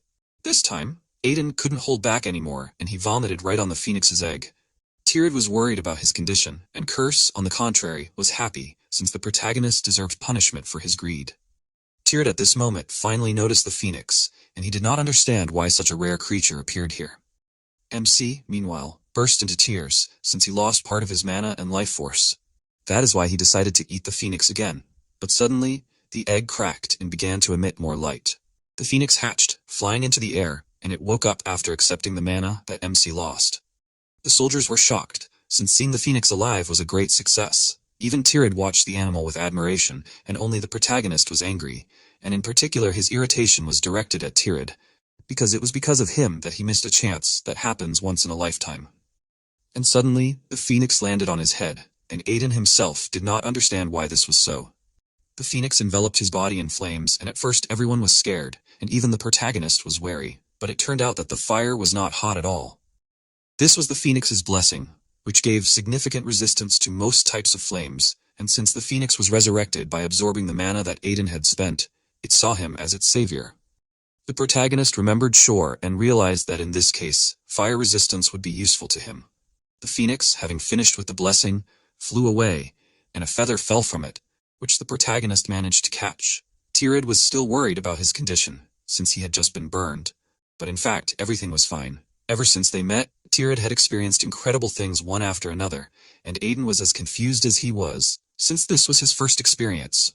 Suddenly the chieftain of the orc tribe came closer to them, and since it was still there, MC assumed that it wanted to continue fighting. But that was not the case, since the chieftain broke the oath and decided to pay, offering to let Aiden take its head.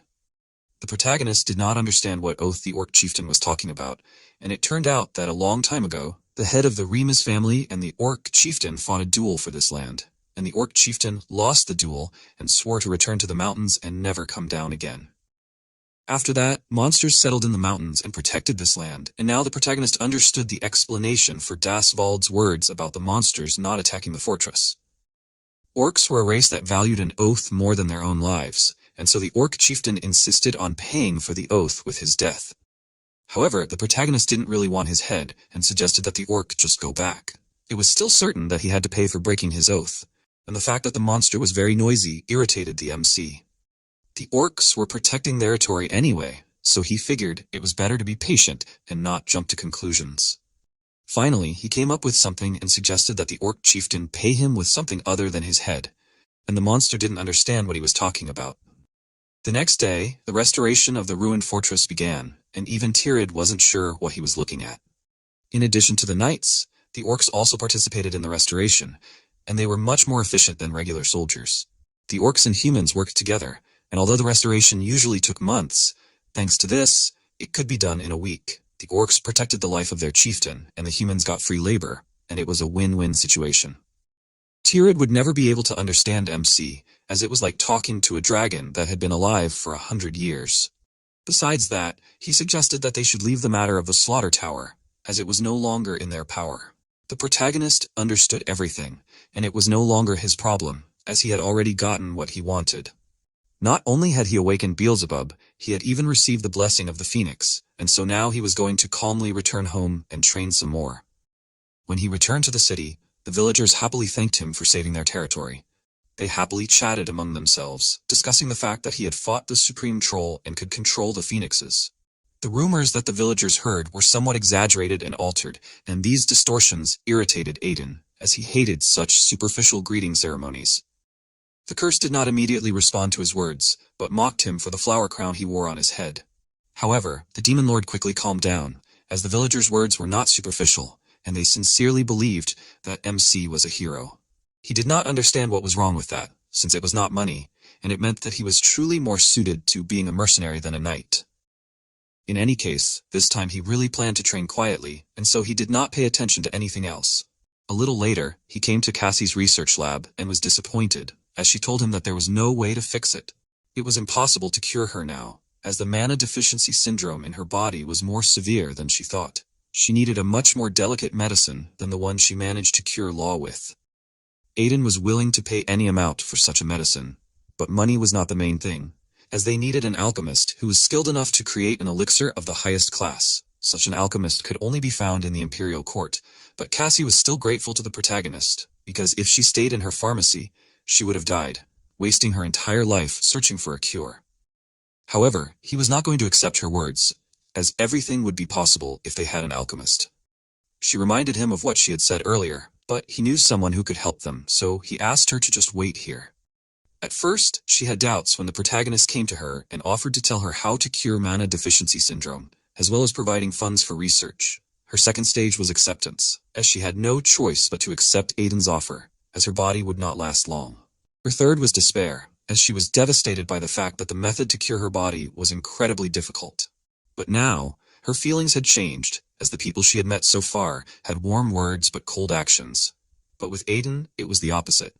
She hadn't felt such warmth in a long time, and so she asked him to bring her an experienced alchemist, crying with joy, as her research was perfect. He was actually going to do so, and Curse was amazed that he would do this for someone else. A sudden change in a person could be fatal, so he was worried about the protagonist's condition. But he was just fulfilling a promise, and this was very important for mercenaries.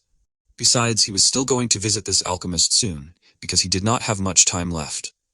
3 days later, the protagonist arrived in the city of Markellan, which was a large trading center. It was a very lively city in the past, and since he used the past tense, Curse was interested in the story of it. In this city, everyone worked tirelessly, but the city itself disappeared due to the attack of a mad dragon. MC was the only one who found this story strange, and the demon changed the topic, remembering the alchemist they needed. The protagonist was going to find a way to this person, so he simply ordered the demon lord to shut up. At the same time, in the outskirts of the city of Markellan, in the slum area, several people surrounded Joseph and began to threaten him, as he had to prepare the goods by today. But it would not work, no matter how fast he worked. However, the men were sure that it was not their problem, and they warned him to be careful, as he could get hurt if he did not comply with their conditions. He was terrified, but could not resist, and at that time, Aiden entered the alley, who was offering a solution for those who suffered from threats, attacks, and blackmail. He shouted out his announcement, and the men were distracted by him, and one of them ordered Charon to go and take care of him. Charon approached the MC, trying to find out what he was doing there. He did not answer him, but asked if he did not know who he was. Charon ordered him to get lost, but Aiden ignored him and turned to Joseph, assuming that he needed his services. Charon got angry because he wasn't paying any attention to him and swung his arm to attack him, but the next moment, MC himself threw him into the wall. Charon's comrades were worried about what happened, and the protagonist told him to back off, as he noticed his client. Another bandit attacked him, outraged by his behavior. However, MC easily dodged and ran closer to him, pulling down his pants and starting to laugh at the underwear he was wearing. The man only got angrier, noticing that the protagonist looked like a troll, and he only got angrier, and the man pulled out a sword, intending to destroy him. However, Aiden broke his weapon with his sword aura, grabbed the man and attacked him himself, deciding to fix his eyes. Very soon the man was lying beaten on the ground, but he was still lucky that the protagonist answered him so easily for comparing himself to a troll. He was the first to use Beelzebub like this, but Aiden did not respond to this curse remark. Another man who remained conscious was scared as he watched everything the protagonist did. He meanwhile approached Joseph, offering his services for a reasonable price. And he thought about it, since the awakened one with the sword's aura was offering him help for such a low price. He thought that he might ask for something crazy later, and so he doubted that he could trust him. However, he had no other choice, so he asked him for help. He was a famous alchemist in the underworld of Marcelin, but his daughter was kidnapped by the criminal organization Cerberus Guild, and he could do nothing to stop them. Onkal offered him a deal, since Joseph was an alchemist in an interesting place before. He had to give them pills once a week, and in that case, they were going to protect both him and his daughter Ellis. Considering that this place was very dangerous, the deal was good, and in the past life Joseph brought these pills to the guild for years. But when he found out that Ellis was already dead, he asked the protagonist for revenge, and soon joined his daughter in the afterlife. However, that was in the past life, and this time it was still not too late. Joseph was going to give him whatever he wanted, and asked him to save his daughter. MC agreed, but he decided that Joseph would give him whatever he wanted. Beelzebub noted that the protagonist was the first person who had a stronger gluttony than him, but in the protagonist's opinion, this deal was fair. He eventually turned to the man who was alive, and he stopped in fear. The protagonist spared him for a reason. He had a few questions, but he doubted that his hostage would answer him willingly, and so he decided to start with a few blows, ignoring what the bandit was actually going to answer him right now. A little later in the Cerberus Guild apartment, Onkal was sitting in the guild leader's office, since this time with 2 Joseph pills they should make a profit. He was thinking about taking one of these pills, because it was very good for the body, and suddenly the door to his office opened, and he was indignant that someone dared to enter without knocking. Finally, he recognized his ward and inquired about the pills, but then noticed the man's condition. Soon after, Aiden himself entered inside, and Onkal did not understand who he was, but assumed that the condition of his guild member was related to him. He did not know what he wanted, but he was sure that he was stupid. Since he came to the tiger's den in such a state, he had an artifact for an emergency, and it rang if you pour mana into it. He activated the artifact so his people should arrive soon, and he was sure that Aiden had come to an end. However, nothing happened even after some time, and Onkal assumed that the artifact was broken. The protagonist meanwhile began to approach him closer, and Onkal tried to scream and warn someone about the stranger. MC guessed that he was calling his guild members, but explained that when he came earlier, they were all in a deep sleep. However, he was not going to let Onkal fall asleep just like that, and asked where Ellis was. He guessed that he was a mercenary hired by Joseph, and warned him not to be impudent, since he was the strongest in this guild. He was going to attack him, but after a short battle, he gave in and opened the dungeon in which Ellis was imprisoned.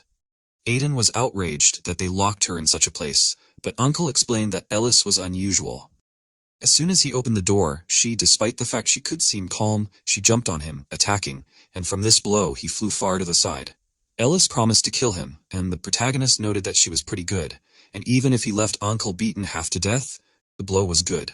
Ellis had a pretty interesting power, and even Kirsch noticed it. She meanwhile tried to attack Aiden, but he easily blocked each of her blows. The demon lord noted that her power was similar to that of a very annoying guy, but it was none of MC's business, since his goal was to save Ellis. She wanted to go to her dad, and the protagonist immediately agreed with this, so she calmed down. He explained that he came at Joseph's request to save her, and she was happy that she could actually go home. She hugged him, crying with happiness, as she was very scared and missed her father. MC convinced her that she was okay now, and suggested going home. Kirsch didn't even think that he still had the ability to empathize in his head, and the protagonist was outraged that he thought something like that about him, but Kirsch just seemed to be a little different from how he was in his past life. Very soon, Ellis ran into her house and happily hugged Joseph. They both cried with joy, and MC watched them from the side with a smile. A little later, when Ellis fell asleep, Joseph thanked him, but that was not the end, as now it was time for them to settle accounts. Joseph understood that he had to pay compensation, and he was interested in how much the protagonist wanted to receive. He offered him to answer the question, how much is his daughter's life worth? To Joseph, she was more precious than his own life, and if MC asked for money, Joseph was going to spend his entire life to pay. But he had a lot of money, and he offered to take Joseph's alchemy skills. He became wary when he realized his intention, and it was true, since Aiden needed an alchemist with such skills as possible. Joseph realized that MC helped him because he knew about his alchemy skills, but he had to pay for the help, and so he opened a small box, revealing a pill lying in it. The protagonist had seen it in his past life, and it was the highest grade elixir Joseph could make. He offered MC to try it, and he eagerly touched it, and Joseph was going to make it part of his payment. The protagonist's chin even began to drool in anticipation, and it seemed disgusting to the curse. The protagonist was sure that he was saying this because he hadn't tried this elixir, because if he drank it, his mana would double. It happened almost instantly, and when the elixir wore off, MC realized that it was simply amazing. This elixir was beyond compare, and in that case, as compensation, Joseph was going to continue making these elixirs for him. However, Aiden offered him to join the Duke's family, because if Joseph agreed to this, they would be able to protect both him and Ellis.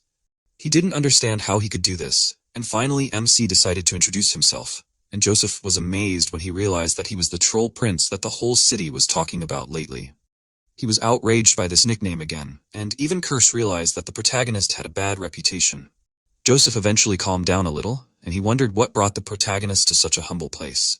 The thing was that he urgently needed his help, and if he helped him solve this matter, then their duchy would protect his family for life. It was a good proposal, and Joseph actually agreed with it, so he proposed to solve this urgent matter first. Soon, they all arrived at Cassie's research lab, and when Joseph examined her, he realized that this was the most severe case of mana deficiency syndrome he had ever seen. She would have died long ago, if not for the exceptional strength of the beast race. Of course, it could be cured if they made a medicine using the method he saw. But the problem was getting the ingredients needed to make the medicine, and Aiden suggested getting it from his house. But in reality, these ingredients were impossible to get, since mana deficiency syndrome was a disease in which the mana channels become clogged, and to cure these channels, they needed mana with an extreme fire attribute. It could be obtained from things like the fire dragon's heart or the phoenix's feather, but such legendary creatures were impossible to find. Cassie knew that there was nothing she could do, but she was still grateful for their help.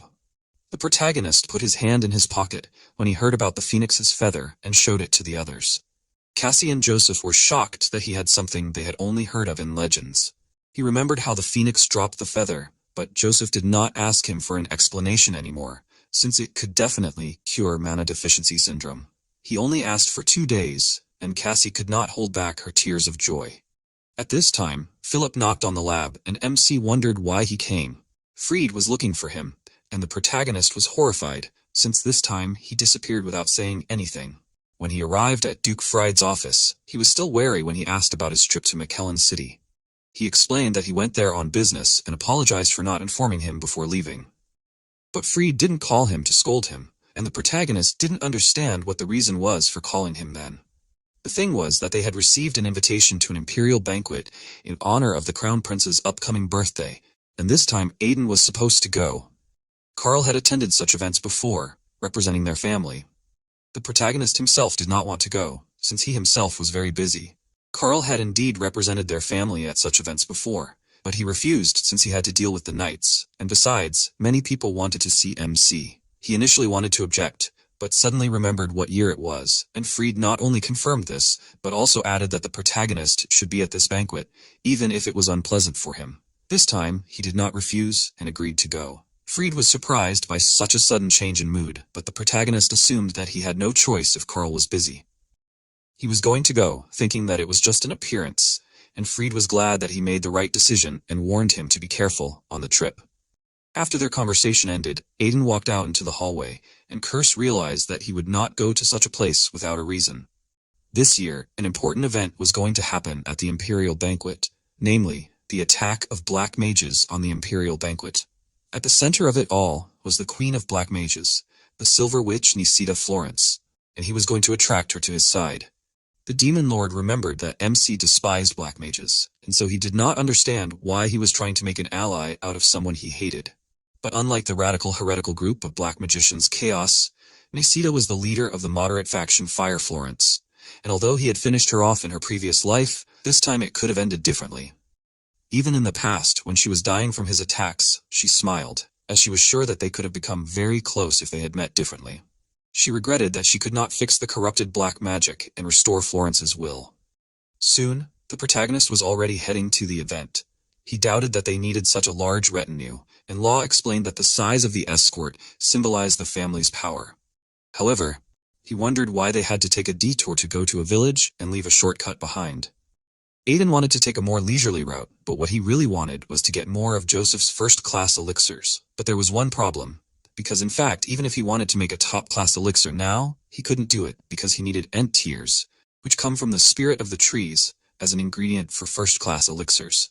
However, ents were currently endangered, and it was hard to even find traces of them, let alone their tears. MC had never seen ents either, so he didn't know much about it, but he knew that someone probably knew about it. For now, he decided to take the gift, and when they stopped, he told everyone to go rest, and he was about to leave. Lo wanted to see him off, but he was weaker than the protagonist, so he told him to stay. He was upset, but he agreed, and Aiden went deeper into the forest. Curse doubted that there was anyone to meet in these mountains, but in fact, the protagonist was not looking for a person.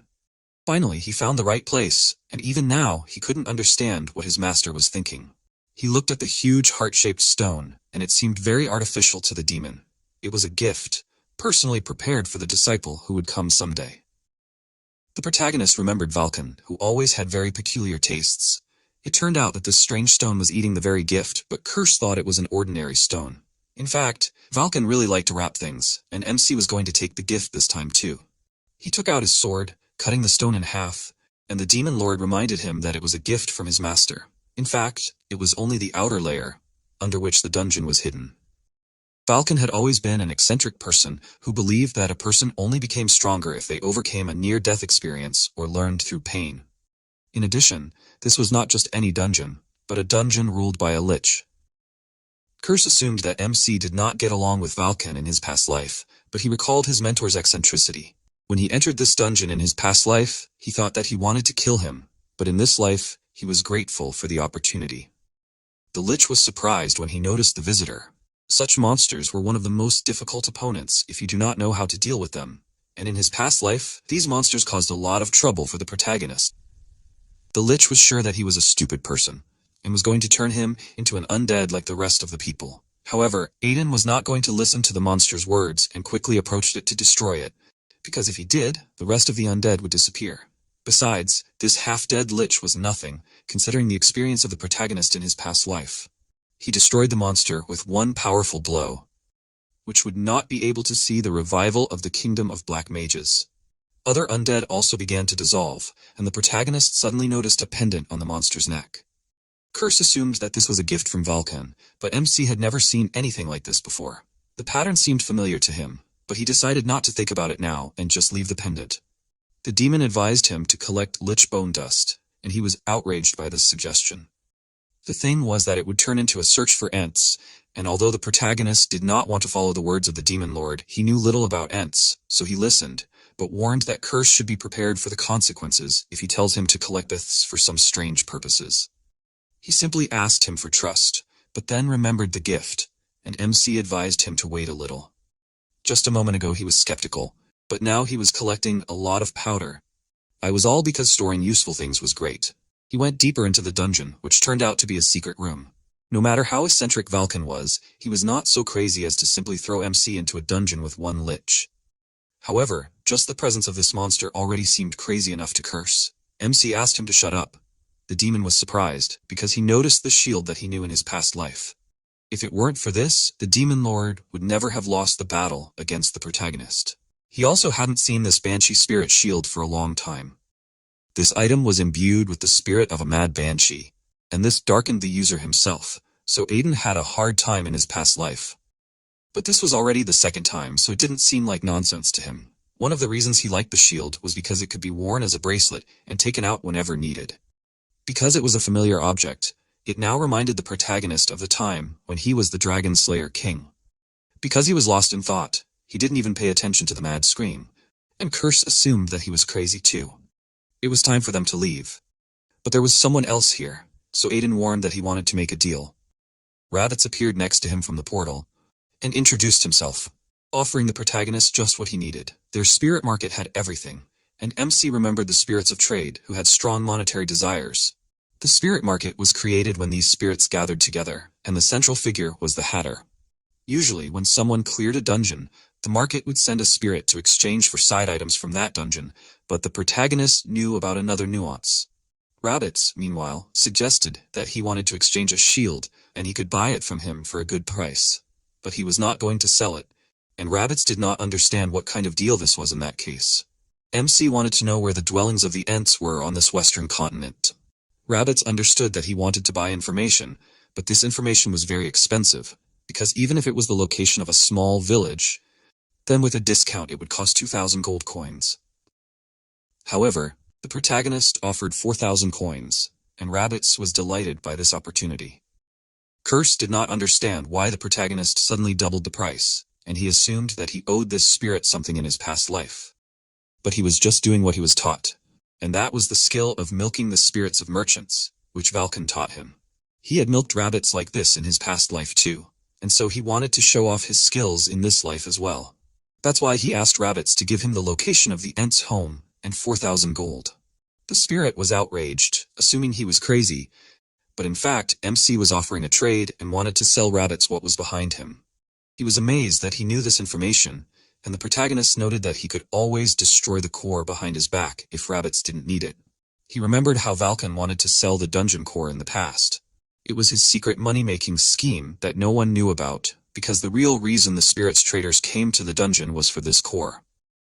It was useless, and no one would take it even if it was free. And so Aiden was surprised that the spirits wanted to get their hands on it.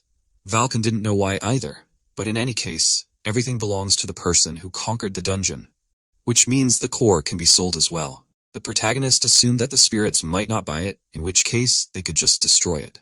At the moment, he was wondering what Rabbits would do, and he trembled. MC was rushing him, but he still didn't answer. Everyone else was just throwing these cores, so he didn't know what to do now. If he bought this core with money, he would be insulted, but if he didn't return it, he would definitely be fired. In the end, the protagonist got tired of waiting and decided to destroy the core, and then Rabbits agreed to buy it. The protagonist was happy with his victory, and Curse was wondering where he would continue to extort money from. Soon, Aiden already received his reward, assuming that it was a good deal. He suggested Rabbits to meet again sometime, but he hoped that it would not happen. But in fact, he was not so disappointed, since MC could try to find the village of Ents, but no one has returned from there yet. Meanwhile, the protagonist began to return to the carriage. At this time, Lo was worried, since half a day had passed since he left. He was going to go and look for him, but by this time the protagonist returned. Lo admitted his worry, but Aiden asked him to stop, because sometimes he wished that he would treat him as rudely as before. He still could not get used to the changed relationship between them. And in the end, he suggested that they immediately go to the imperial capital. Nisita also appeared at the entrance to the dungeon of the Banshee spirit, who at first was happy that she found it, but then became disappointed, since there was no one here. She breathed heavily and knelt down next to the destroyed Lich, who had disappeared, although he should have been right there. The next day in the imperial capital, a servant met the arriving carriage, from which Aiden came out. He greeted him, intending to lead him to the guest company room, where he would be staying during his visit. Although he smiled, he was still wary, since Aiden had come instead of Carl, and he had a bad reputation even in the imperial capital. They should not offend him, and so he overcame his disgust.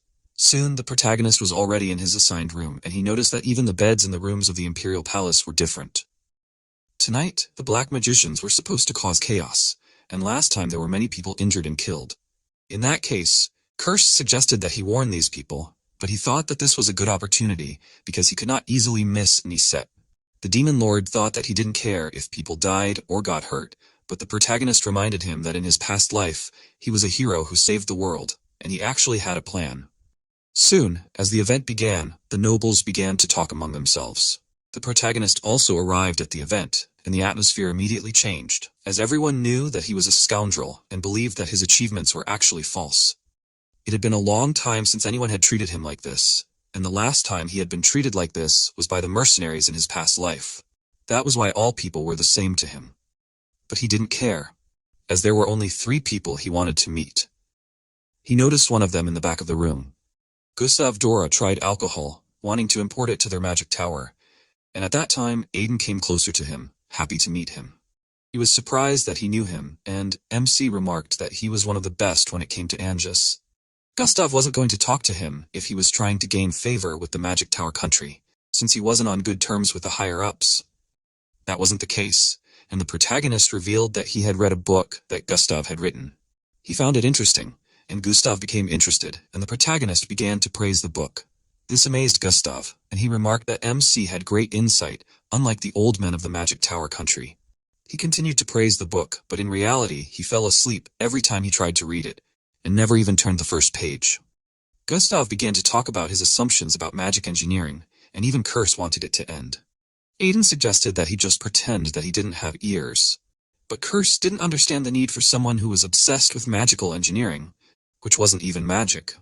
In fact, this magical engineering would later become an indispensable technology for everyone.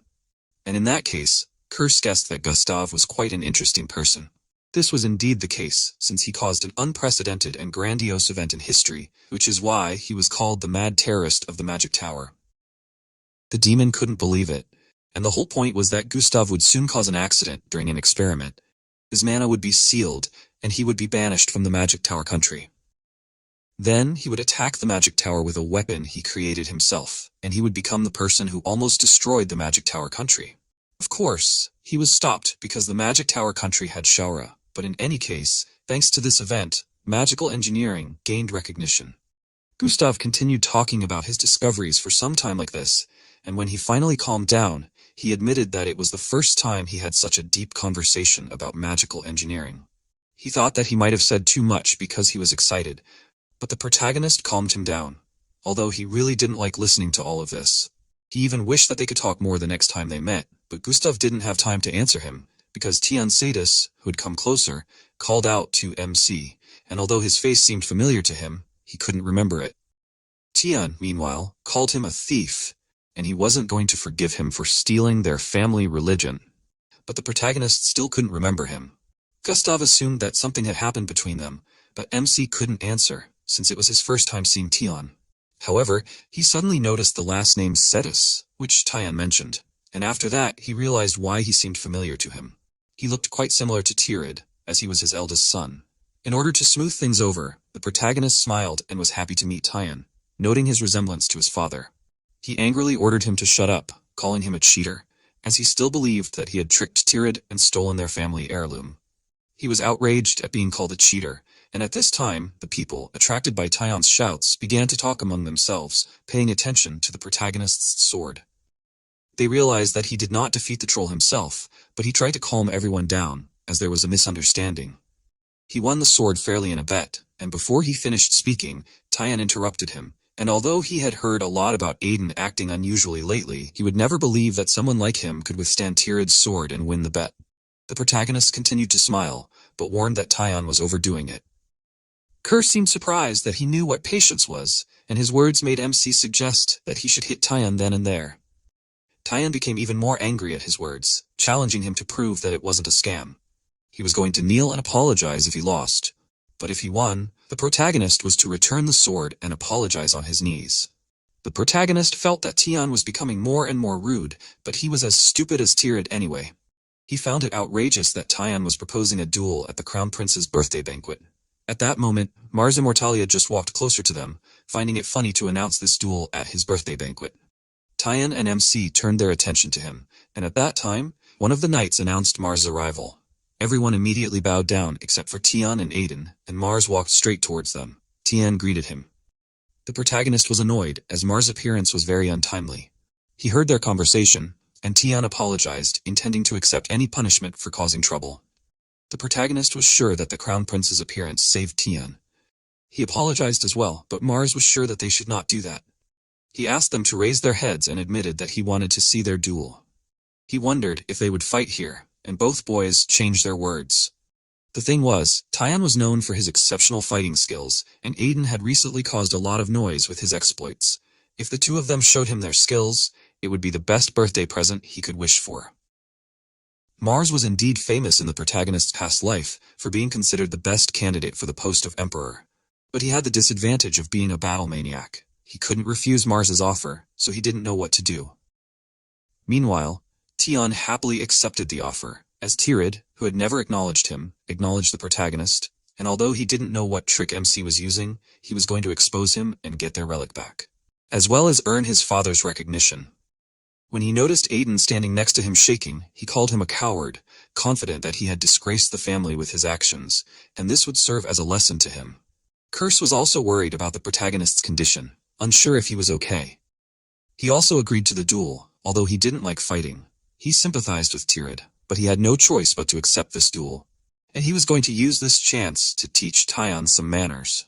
He really didn't look healthy, as he was fighting a child, and so the demon lord doubted that he was even human. Soon the two of them were facing each other. And Mars laid down the rules, prohibiting the use of sword aura and artifacts. He was looking forward to seeing what kind of fight they would both show, and Tion promised a fair duel. He was going to prove that all the rumors about MC were nonsense, but he did not react to the provocation but simply yawned and suggested that they begin already.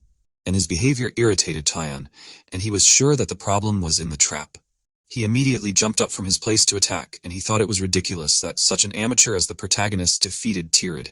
He was going to finish it quickly and quietly, but before he himself struck, the protagonist hit him in the forehead with his sword, and Tion himself froze in amazement, not understanding how this happened. Mars was surprised, and Diarceus did not even immediately realize that Tion lost so easily. MC explained that he was surprised and slipped, and Tion was just by chance nearby. He was lucky, and he believed that it was difficult to judge skill by a coincidence created by mistakes on both sides, so he proposed to declare this round null and void. Mars agreed with this proposal, telling them both to focus better. Tion agreed with this, angry that he had let his guard down. Even if it was a rude person like Aiden, a knight was still a knight after all, and he should wield a sword. However, he did not understand what it was, as the protagonist's expression as he struck was disgusting. Tion was going to give it his all, and MC agreed with this, telling him to attack already. Tion was becoming increasingly angry at his behavior, but he was not going to let anyone fool him twice. He rushed forward, delivering powerful blows, but the protagonist easily dodged them, despite admitting that Tion's sword was fair and just like himself. However, compared to Tirid, it was too light, and so the protagonist easily blocked Tion's attack. He was indignant at his remark, and the protagonist explained that Tirid's sword was heavy and precise, but Tion's sword now looked like it was just imitating Tirid's sword. He asked indignantly, and MC decided to show him his fighting style that he used to fight Tirid. He ran forward, and his movements were very fast. However, Tion was still confident that he could block it. He was not going to accept that Tirid was defeated by such a sword, and he tried to block the attack, but the protagonist suddenly changed direction, and Tion froze in shock, and in the next moment, the sword hit him in the face again. He was sure that he had blocked the strike accurately, and so he did not understand how it happened. Curse thought that MC would have an easier time because of his connections with Tirid, but he took it more seriously, as he was sure that a stubborn knight like Tion would not stop until he was knocked out. If he did not make him unconscious, Tion would attack him until he died. However, contrary to the protagonist's expectations, Tion, who did not believe that he could not handle such swordsmanship, kept his balance, and even MC was surprised that he withstood this blow. He shouted that he was the eldest son, destined to lead the family, and raised his sword to attack, but the protagonist used the royal mercenary skill knight destroyer and ran past Tion, hitting him and knocking the weapon out of his hands. This time, he did not fall either, as Dyer caught him in time, assuming that he was causing trouble. Aiden replied that it was nothing to worry about, but was surprised that Dyer knew Tion. But at least now he would not have to look for him so hard, since Dyer was one of the 3 people he came to. Dyer was glad to meet him. He was the younger brother of the traitor knight Silbit, and when MC remembered this, Dyer introduced himself. The Sias dukedom was called the sword that guarded the northern continent. It was known as the strongest knight line, and there was no one who inherited this bloodline who did not become a master of the sword. They were famous for choosing their lord solely based on their fighting skills, and if the protagonist were to be reborn into this family, he would already be a swordmaster. A person like Dyer was called a genius, and he was born once every 100 years into such a family. At this point, MC had already stepped aside, watching the nobles, including Dyer, talking to each other. Curse had heard the name Sias several times, but this was the first time he had heard the name Dyer. However, he believed that now would be the best time to approach Dyer if the protagonist was going to meet him. However, he was sure that the best time would come, and until then, he was going to do something else. But he was distracted from his thoughts, as he felt a piercing gaze behind him. They were nobles who approached him with delight, starting to get acquainted with him. He was displeased with all the attention he was getting, but he was even more irritated by the nickname Troll Lord that someone had uttered. After a while, he went out onto the balcony, hoping that the nobles wouldn't come after him here. Curse wondered if he hated these nobles, since they had looked down on him just a moment ago. However, he didn't understand what there was to hate. After all humans were the same. That was how they were made, and they clung to a person when they were needed, but discarded them when they had exhausted their usefulness. He advised the Demon Lord not to trust him too much, since he himself was a human. And yet, he trusted him, and it was unexpectedly touching. So the protagonist even felt embarrassed. But the thing was that MC was more like a troll than a human, and that's why Curse trusted him 100%. Aiden was indignant and promised to drink 100 bottles of holy potion when they returned. But his further argument with the Demon Lord was interrupted by a girl appearing on the balcony. She recognized his fighting style as the Mercenary King's swordsmanship, and he was surprised that she recognized Valken's swordsmanship. Her energy seemed familiar to him, and he realized that the last person he needed to meet had come on her own. He wondered if she had seen this skill before. She had not seen it, but she had heard about it, since the Mercenary King's skill could make any defense useless, and if Valken was a knight, he would undoubtedly deserve a great honor. However, MC understood that Valken would have saluted the dogs if it did not bring him money. Still, he agreed out loud that this was most likely the case, but he changed the subject and suggested that this banquet was too boring. He hated these formal events. He didn't care how much his interlocutor changed her appearance, since he couldn't forget her presence after hundreds of fights with her. He turned to her for confirmation of his words and called her by name. Meisto dropped her disguise, not going to deny it, and asked how he awakened this sword. He answered that a friend helped him, and in fact he was sure that she would come if he took Beelzebub. She didn't like the fact that he was trying to dodge, and decided to ask again. She was curious about where the demonic energy flowing from his body came from. She used a killer aura, but MC expected it from her. He tried not to show the effect on himself and assumed that the demonic energy coming from his body was the Demon Lord, and was surprised that Meisto felt it. But he decided to discuss it later, because although they were a match for each other in past lives, this time they needed to try differently. He explained that he was on Meisto's side, and she didn't understand what he meant, as she doubted that he knew anything about her. He told her quite a lot about her, and assumed that it was enough. And she admitted that he knew a lot, but she didn't understand how he knew it. Due to her loss of concentration, her murderous aura weakened, and MC warned her that something was about to happen. So they didn't have much time. She ordered him to stop prevaricating and answer her, but suddenly she noticed a glowing magical seal appear in the courtyard of the estate. It was black magic for summoning undead, and she didn't expect her opponents to escalate the situation so much, but MC knew that they always followed the same pattern. This black magic would not end until the summoner died, and although he believed that Meisto had many questions for him, he offered to deal with this first. He knew that she was there to capture the heretical group of Chaos Black Mages, and she was amazed that he even knew that. She suggested that they continue their conversation later and disappeared from her place, and Aiden decided to leave it to her while he prepared to deal with this side.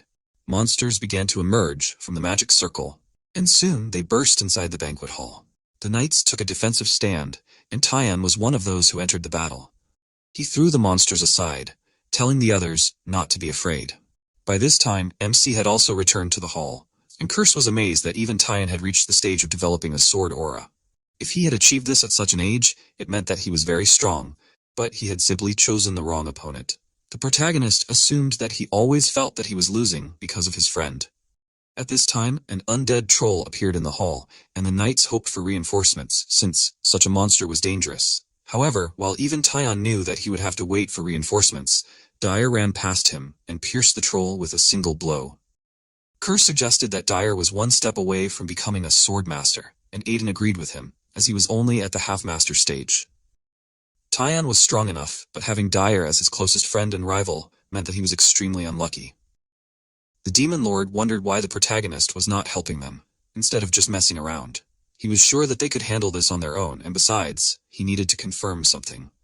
Curse wondered what he was talking about, and at that moment, a new monster appeared, emitting incredibly dense demonic energy. Tyan warned Dyer about this, and the monster entered the room and called out to Dyer, after which it immediately took off, approaching him. It jumped into the air, swinging its sword, but the moment it struck, Dyer did not take any damage as MC stood in front of it, stopping the undead's strike with his shield. This Death Knight was the strongest of the undead, and it had ruined the banquet in the past. The protagonist thought that something was wrong, and it happened as he expected. Even if it was the strongest undead, Dyer, as a half-master, should be able to handle it. He always wondered why he lost in his past life, but it turned out that this knight was enhanced by dark magic and had strength that surpassed that of a half-master. The protagonist would not have been able to block this monster's attack if it weren't for the Banshee Spirit Shield, and now he understood why Dyer lost. The monster then said Dyer's name again, and the protagonist became wary as he realized that it said something. The Death Knight didn't need others, and this pushed MC away, and he realized what exactly had happened. He was sure that he should have noticed earlier that the undead were not moving to attack, but to separate Dyer from the rest of the soldiers. This whole thing was planned just to kill him. The Death Knight tried to attack Dyer several more times, but Aiden took each of these blows on his shield. The knight was also a half-master, and this one's attacks were oppressing him so much that he had no choice but to block. However, he was not alone, so he told Dyer when to attack. He struck, but the Death Knight easily blocked it, and this one's weapon did not even leave a scratch. Dyer could not even believe that it parried his spear strike so easily, and the protagonist warned that this knight was at least a half-master. However, he did not immediately understand why so many monsters were targeting Dyer specifically. He didn't realize that the person who would benefit the most from Dyer's disappearance was the one who was a pain in the ass with him, and he realized that there was only one such person, and that was Silbetta. If this continued, Dyer would overshadow him, and despite being the eldest son in the family, he would only end up knighted, since the head was chosen by merit. Before, the protagonist thought that Silbetta was just lucky to become the king of knights. But now he understood how he became one.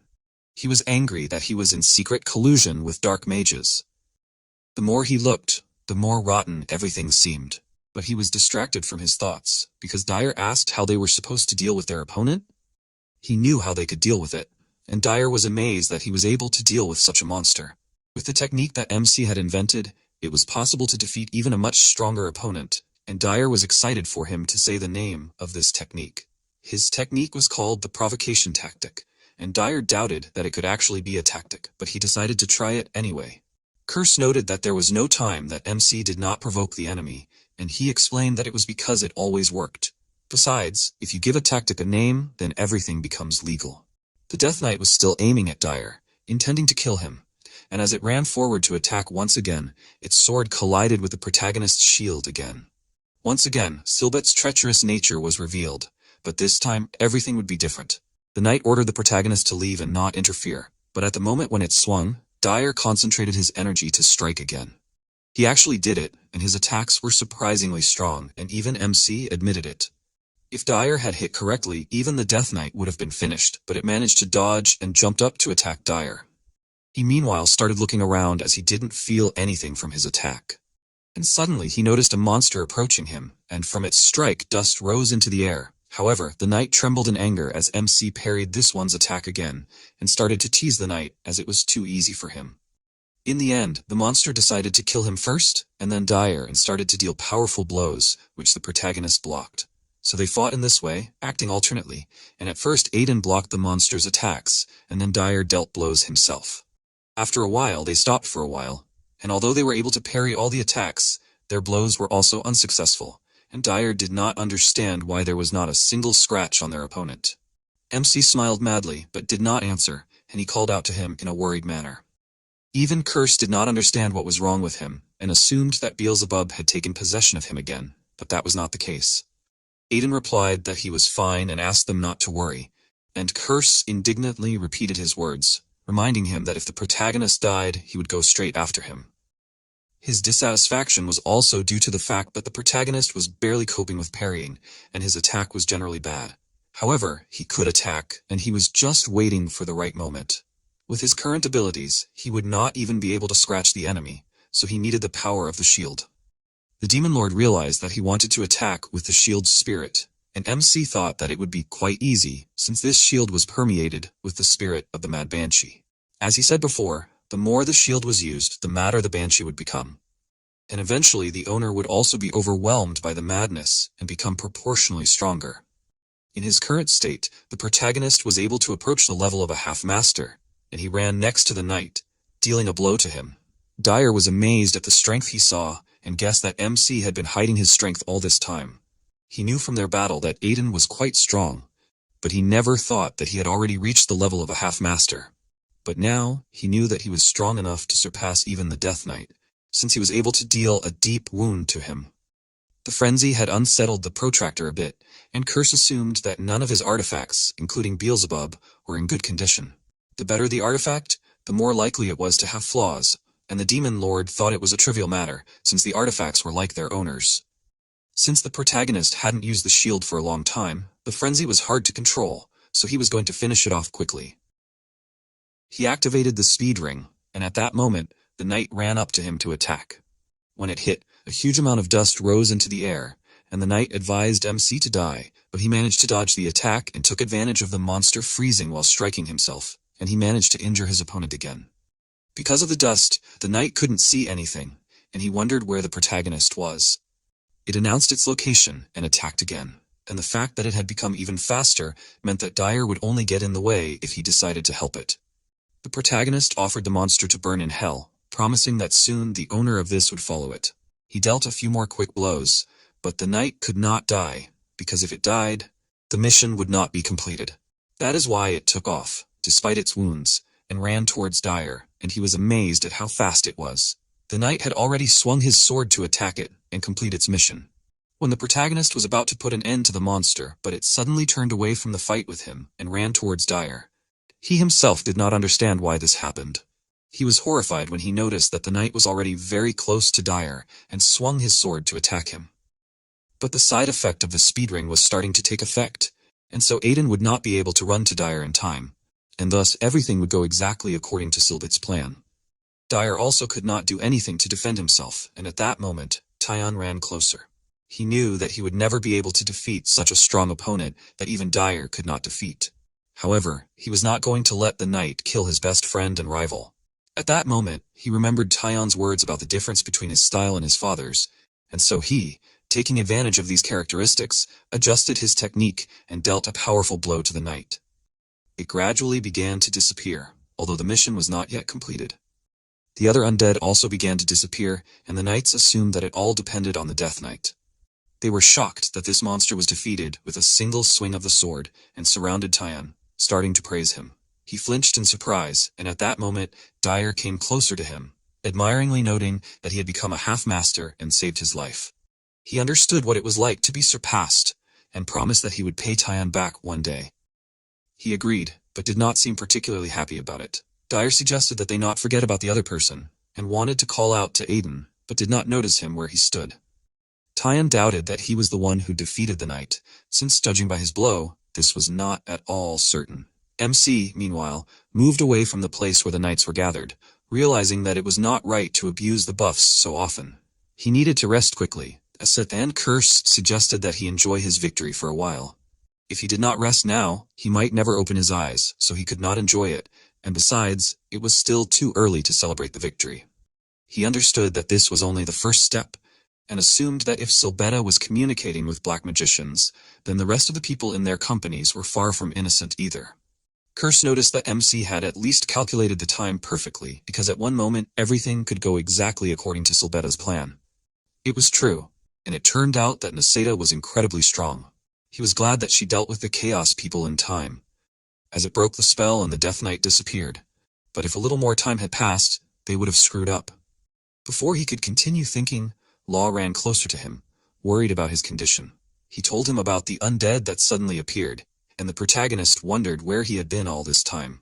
He had fought the undead, and the protagonist praised him and suggested that he rest, and he immediately agreed. In the morning, in the premium box of the palace, Aiden was sprawled on the bed. He finally woke up, noticing that he had fallen asleep as soon as he lay down. Niseta noticed that he slept a lot, and he was surprised that she was here. She warned him that she had put up a sound barrier, and he was surprised by this. He knew he wouldn't be able to get out of this conversation, but he explained that originally, black magic was created to purify the land tainted by foul mana, as well as to fight the monsters of the underworld. But the current dark mages had gone down the wrong path, so they needed to be shown the true path. He, like Niseda, hated these people, and especially those who attacked the imperial palace yesterday. He thought that this might be enough to start a friendship. She was surprised that the nobleman not only understood the essence of black magic, but also acknowledged dark mages. She doubted that he was telling the truth, since he could just be trying to get out of it. The protagonist was not going to rush her, allowing her to think for as long as she needed, and in return he was going to offer her some pretty useful information. She was not sure that he could know anything that the head of the intelligence organization did not know, and there were indeed things that only he could know, since it had not happened yet. He wanted to say what exactly he meant, but at that moment, the door to the room opened, as Tian arrived to see the protagonist.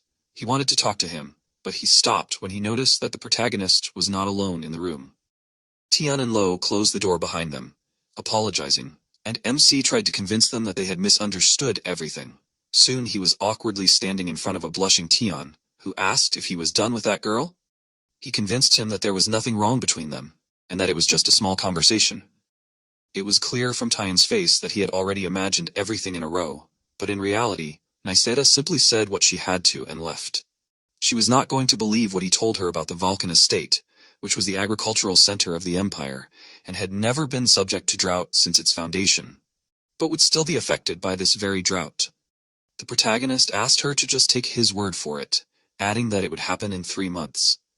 Right now, it was more important for him to hurry up and catch up with Tian, because for Niseda, it might be a trifle, but he himself could end up in the center of another rumor. She didn't understand how much worse it could be, but he started pushing her out of the room, offering to talk later. She hoped that he wasn't lying to her, because she would find him, even if he tried to escape.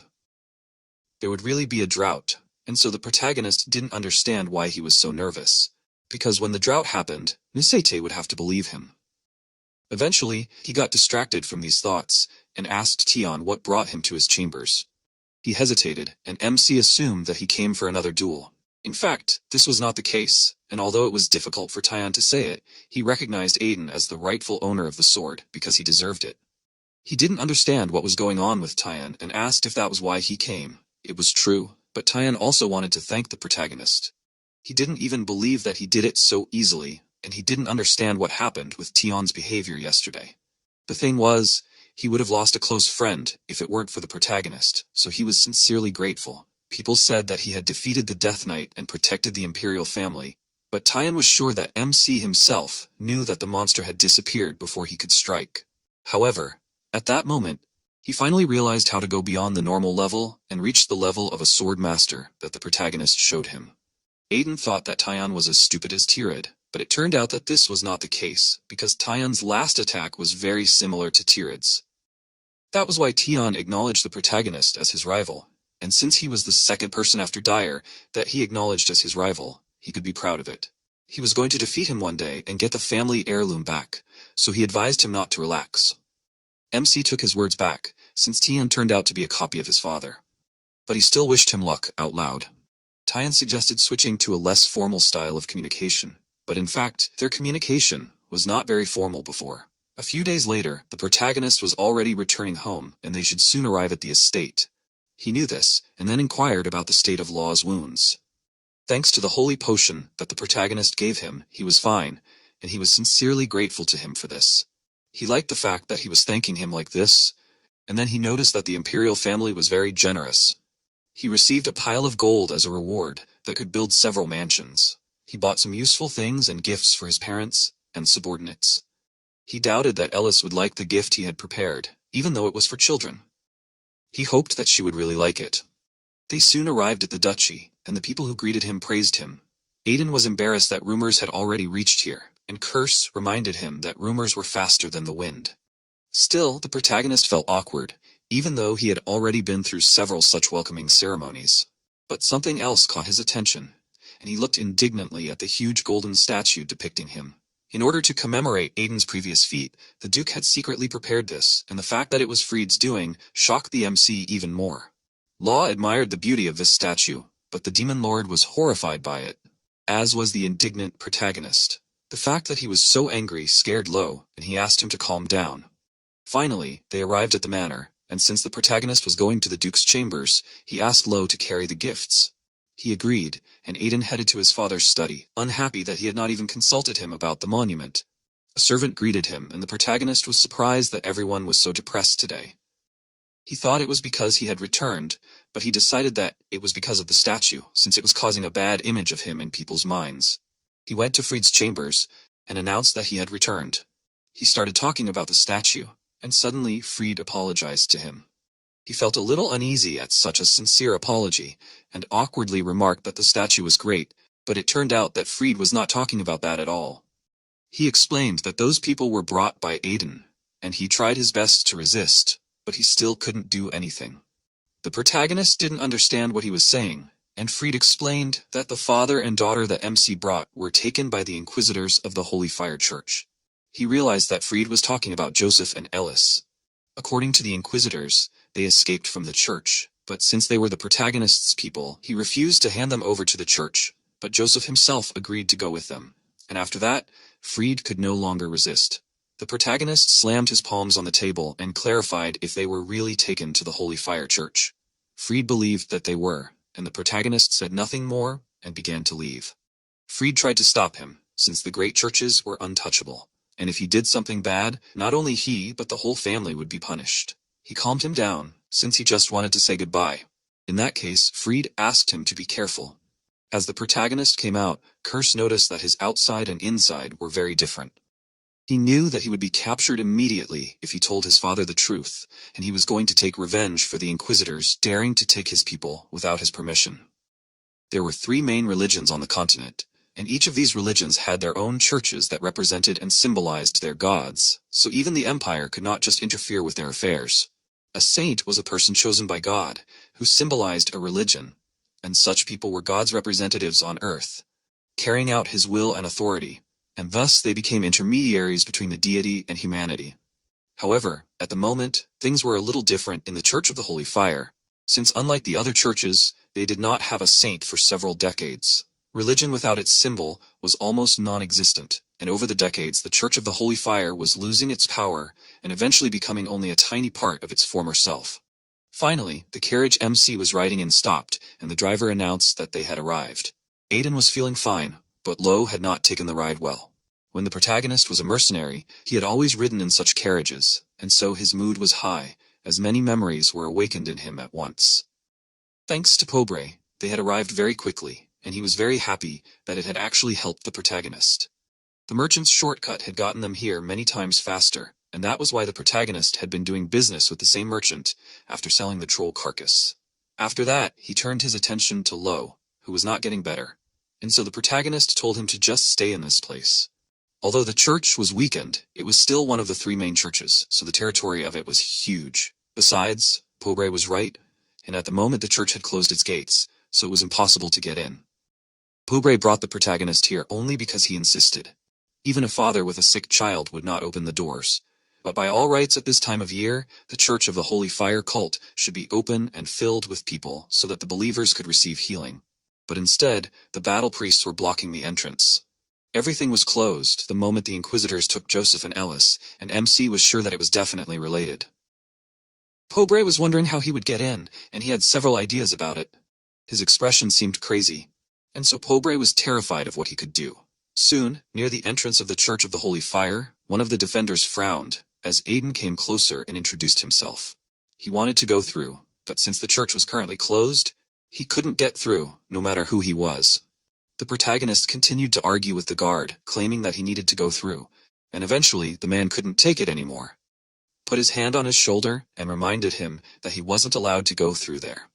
Before he could finish speaking, the MC knocked him over, slamming his head into the ground, and the other guard was outraged that he dared to attack them. Even though the protagonist was from a duke's family, he wouldn't get away with it, but he didn't care and hit the second priest.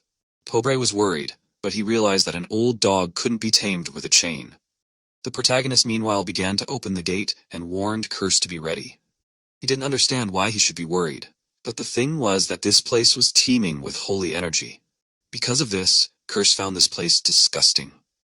When Aiden entered the church grounds, the other monks turned their attention to him, but he did not react to their indignant cries and only noted that everything inside seemed even bigger. The demon lord reminded him of Joseph and Ellis, but the protagonist did not know where they were, and so Curse was curious about how he planned to find them. He had several ideas on this matter, but he was forced to digress from his story, since the monks were going to capture him. Curse assumed that MC wanted to kill all these monks, but he was not so crazy as to turn an entire religion against himself. He only needed to ring the crying bell, and in order to do this, he activated the speed ring.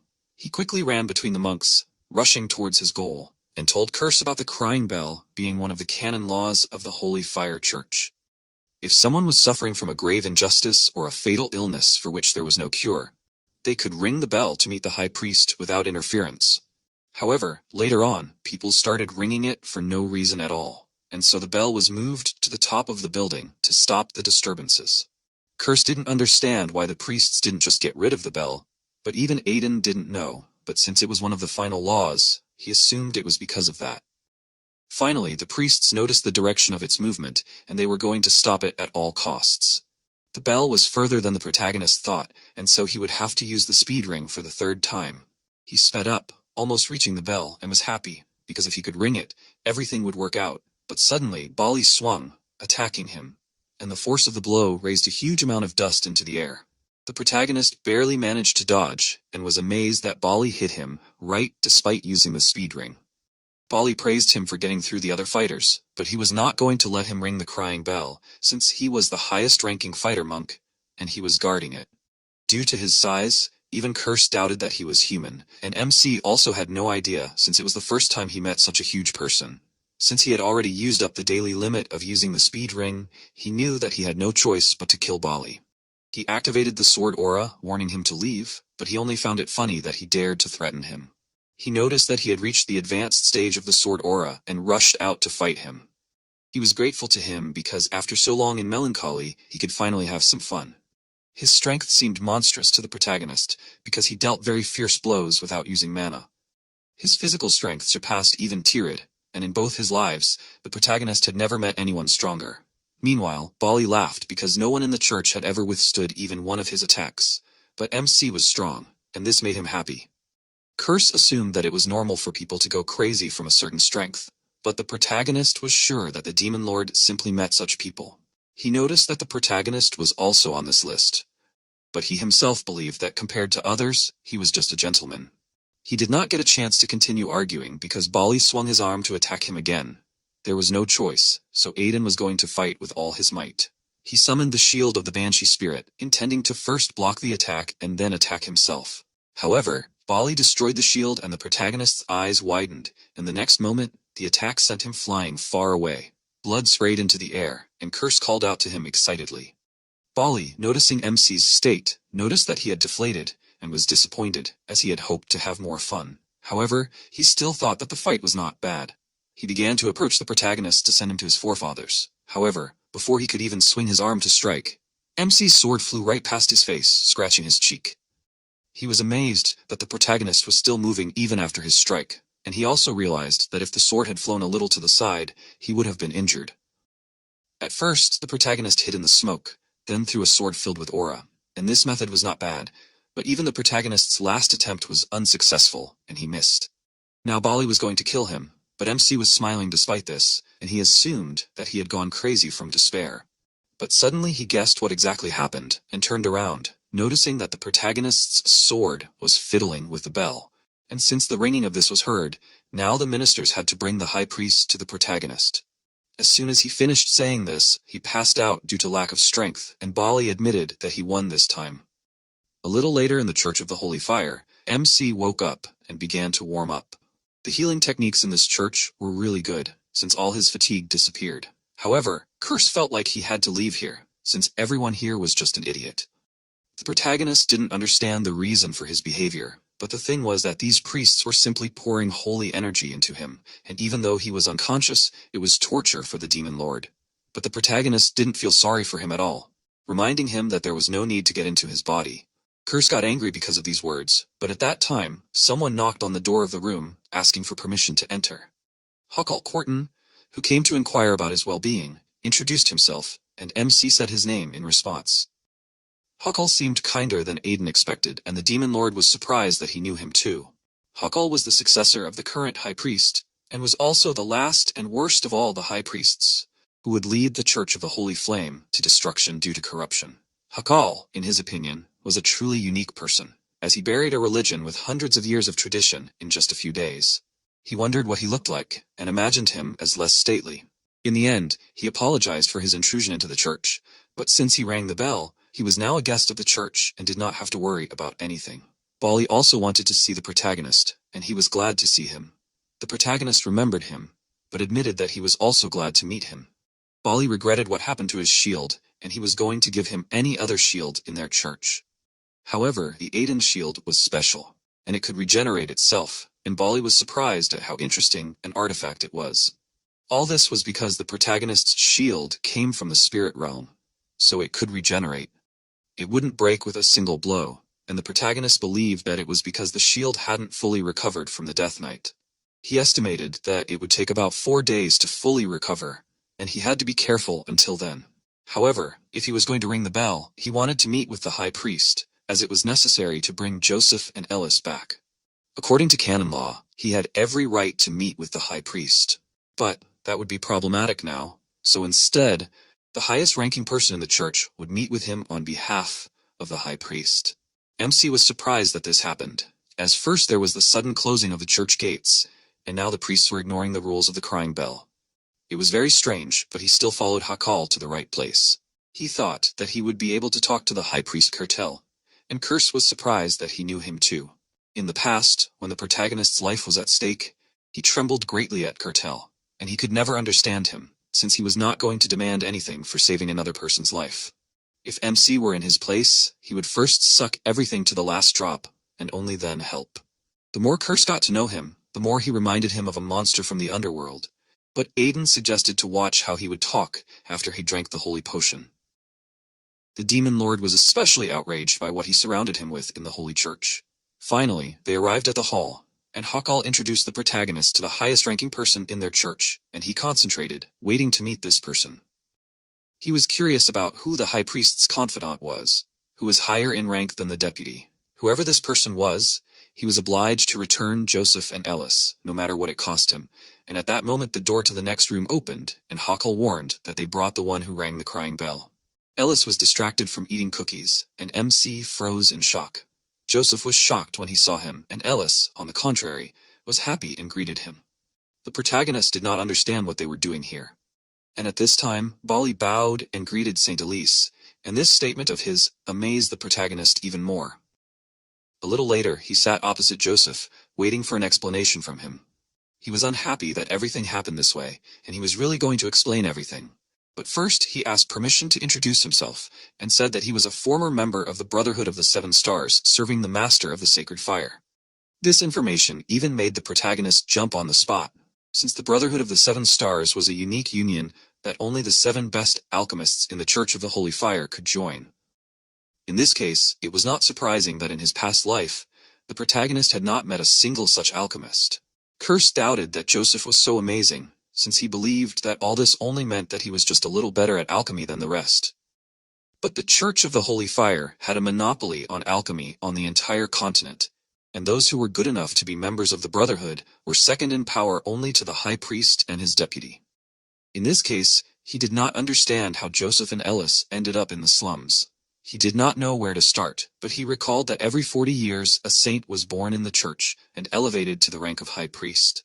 They performed their duty for 40 years, and after that time, the status of a saint was returned, and it was immediately passed on to a newborn candidate for sainthood, who received the brand. However, 10 years ago, candidates began to be killed one after another, and no one was spared. Ellis was also a candidate with a brand, and Joseph could not bear to watch his child die. That is why they fled so far that even the church could not find them. However, something as terrible as the murder of candidates recently happened in the church, and the protagonist became wary. Since nothing like this had happened in the Church of the Holy Fire in his past life, and he could not understand what could have happened here. A few days ago, at the Remis mansion, Spiel blocked the way for the priests, since no one was allowed to touch the Duke's guests without his permission.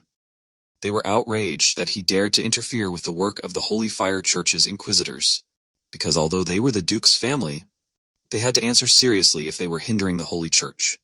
Thus they argued for some time until finally the door to the chambers opened. Spiel warned that they did not need to go out. And one of the inquisitors recognized Joseph and warned him that he was here. He recognized him, but he tried not to show it, and only asked to talk to the inquisitors, since he was sure that he could not cause more trouble for Aiden. In the end, the inquisitor noticed that they had not seen each other for a long time. Joseph was curious how they knew that he was here, and why they did not come earlier. To be honest, after Joseph escaped, they thought that he was dead, but soon realized that they were wrong, because a new owner of the key did not appear for a very long time. But the location of Joseph and Ellis was found out by the priest thanks to the destruction of the Cerberus Guild, and so he came all this way to take them away. He did not understand why such a violent method was needed, since there might still be people in the church who were targeting the branded ones. He could not allow Ellis to remain in such a dangerous place, but there was no other choice, and so the inquisitors simply had to return them to the church at any cost. The reason for this was that the highest priest had collapsed due to illness, and the protagonist was very surprised when he heard about this. Even the church's sacred rites and the best healing techniques were not able to cure the highest priest, and due to the deterioration of the church's reputation and the highest priest's illness, a cloud of crisis arose over everyone. This situation was capable of extinguishing the flames of the holy fire and ruining the history of their religion. And that was why in 4 days they were going to make Ellis a saint with the awakening rite and heal the highest priest with her amazing holy powers. With the appearance of the holy fire, the sanctuary would heat up and the church would return to its former status. He could only apologize to Aiden for causing him so much trouble without explaining anything. MC did not answer him, so Joseph assumed that he was angry. However, the protagonist's mood was not directed at him. He did not understand what was happening here, since Kertel would only get sick after 3 years. He did not understand why this happened earlier, and assumed that all this was happening because the future began to change because of him. A little later, he walked along the corridor of the church with Bali. In any case, now that he had Joseph's permission to stay here, he needed to find out at what point the future began to change. Curse was terrified that they would stay here, but MC was sure that there must be a reason and he needed to find out. If they could quickly sort this out, they would be able to leave, so it was in the demon lord's best interest to help him. Bali finally led him to the place where the high priest lived, but he reminded him that the visiting time was limited to 5 minutes. The protagonist went inside, noticing the foul smell. Kertel was lying on the bed, not moving, and he looked terrible. In the protagonist's past life, Kertel died before he could pay off his debt, and so he was going to pay him back in this life. But for some reason, everything went wrong. But suddenly, he felt something unusual and noticed the streams of dark energy that were around Kertel. It was the first time he had seen something like this, but this ominous energy seemed familiar to him. The demon lord believed that he should have seen it in his past life, since it was a curse, and MC was very surprised when he heard his words. Usually humans were not able to see the curse, but, thanks to the demon lord, the protagonist could now see it. This curse was created cleverly and carefully, and it accumulated over a long period of time, causing the body to deteriorate from the inside out. Curses were only available to dark mages, and if it was slowly accumulated over a long period of time, it meant that the high priest had become the target of a dark mage hiding inside the church. This meant that in her past life, it was not an illness that had killed Kertel either. Aiden wondered how this curse could be removed, but it had already practically merged with the body, to the point that it was almost impossible for even the caster to remove it. If there was a way, it would require a dark mage who knew the structure of the curse perfectly, or a huge amount of holy energy poured in at once. This meant that Ellis was a direct threat to whoever cast the curse, and if the high priest was healed, all the efforts of the person with the curse would be wasted. This meant that there was a high chance that the dark mage would target Ellis, and so the protagonist decided to discuss with Joseph about strengthening Ellis's security. And suddenly, he heard a scream, and recognized Ellis's voice. He ran towards the sound, assuming that the mage had already started acting. He was worried about what could have happened to Ellis, and asked excitedly if she was okay. He broke through the priests who were already standing there, but was surprised, since it did not look like an infiltration or an attempt. Joseph was also worried about Ellis's standing, and while he was dealing with her, the MC asked one of the girls what happened. She simply blew out the candles in order to replace it, and Ellis began to answer. She was shaking with fear, and the protagonist remembered that in the Duke's estate, she always slept with the light. He assumed that she had not yet recovered from being kept underground, and so he asked Joseph to take everyone out for a minute. He agreed, and soon only the protagonist and Ellis were left in the room. She did remember the moments when she was dark and scared and she begged for help. The protagonist distracted her from her memories, assuring her that no one would harm her now. She looked at him in surprise, and he handed her his work and warned her that no one would dare touch his people, so she shouldn't worry. She looked at him with emotion and hugged him, giving in to her hysteria, and he watched her calmly. A little later, she calmed down, she felt better, but she still felt a little awkward. She started to say something, but fell silent, and when MC pushed her to talk, she asked if she really suited the role of a saint. The thing was that all the saints she saw in fairy tales were strong, brave, and beautiful, but she considered herself very cowardly and did not understand how she could be a saint. She was not beautiful or special, and she just wanted to go back to Aiden's house and play. He flicked her, and she yelped, looking at him with an offended expression. In the protagonist's opinion, she was overthinking it, as she was not seeing the whole picture, only small pieces of it. This meant that she knew nothing about being a saint. She was surprised when she assumed that he knew what it was like, and he did, as he had known a saint in the past. He did not finish, stopping as he remembered Spika apologizing to him. Since he did not finish, Ellis assumed that he and the saint were a couple. In the end, he ignored her question and told her that the saint did not have to be kind or brave, because they were all people, and if she wanted to be angry or cry, then she should do it. Besides, she could always go home, and she was happy because of that. However, she soon returned to the topic of the saint and assumed that MC was married to her. He explained that they were friends, and Ellis wondered why they weren't friends anymore. A little while later, he came out of her room, very tired, and it exhausted him even more than training.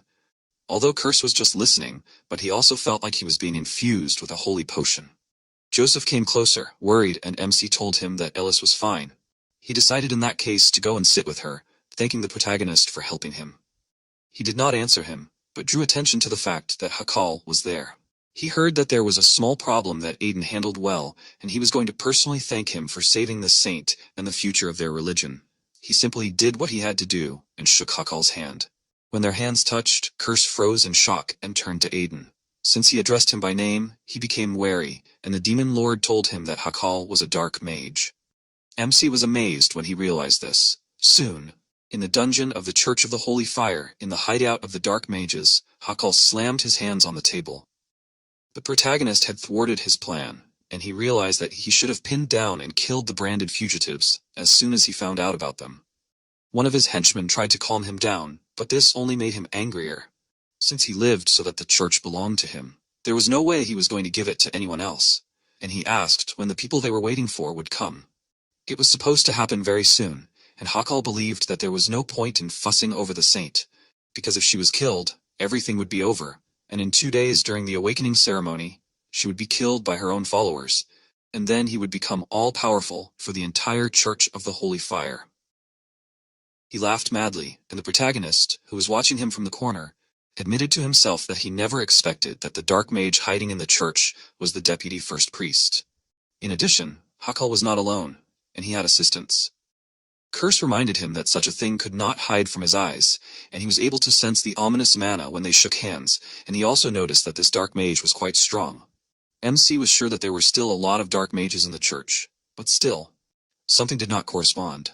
Curse did not understand what he was talking about, and the whole thing was that Hakal suddenly decided to worsen the condition of the high priest faster compared to his past life. He was not sure if he had any influence on the church other than saving Ellis, and in the end, he decided to find out who Hakal was talking about first. Soon he began to follow the dark mage who had reached the outskirts of the city outside the Church of the Holy Fire. The priest, looking around the corner, noticed that the man he came for was already there, and he was going to take him to the church. The Crimson Knight Benigir was unhappy that they had screwed up and couldn't even get things in order at home. But it was because of them that everything had to be sped up, and besides, no one could know that the child with the brand was still alive. MC guessed that it was because of Benigir that everything had to be changed. And he also noticed that he had heard his voice somewhere before. In the end, the priest suggested that they stop arguing since they had common goals. If Hakal became the high priest, then it would also benefit the head of Benigir. Instead of answering, he grabbed him by the throat, outraged that he dared to threaten him. He was going to kill him if he didn't watch himself, and the man begged for mercy. Benigir eventually threw him aside, warning him that he wouldn't get off so easily next time. Because he started to walk out of the alley, the protagonist finally saw his face. He was surprised when he recognized him, and Kirsch realized that this was also some celebrity from his past life. It could be said that way, since Banagher was Silbetta's servant after all. Now the protagonist understood everything, and he remembered how Silbetta promised that he would exterminate dark mages. This meant that knighthood was rotten from the start, and today many faces have taken off their masks of pretense. Kirsch did not understand why Silbetta would help Cockle become the high priest, and the protagonist assumed that it was because he wanted to gain an advantage. To put a person in charge of a family as powerful as the CS required not only fighting skills, but also the support of influential people. Silbetta's original plan was to gain power after Dyer was badly injured, and then take over as the head, but that all changed when MC saved Dyer. He knew Silbetta was a terrible person, but before he could finish thinking about it, he turned around sharply as Banagher came around the corner to attack him. He noticed that MC was watching them and was not happy about it. He threw a few punches, but the protagonist managed to dodge them. It was the same aggressive fighting style he already knew, and he wondered if Banagher had noticed him from the start. The priest warned him that he wouldn't be able to do anything if Banagher made noise in the middle of the night, but he ordered him to be quiet if he didn't even feel a tail following him the whole way. He looked at him menacingly, and the boy was dissatisfied, but still began to run away. If it weren't for Silbetta's order, Banagher would have killed him long ago, but now he turned his attention to Aiden, acknowledging his skills, because he was able to dodge his blow. He wondered what he was doing here, but he was not going to answer him. Banagher found this funny.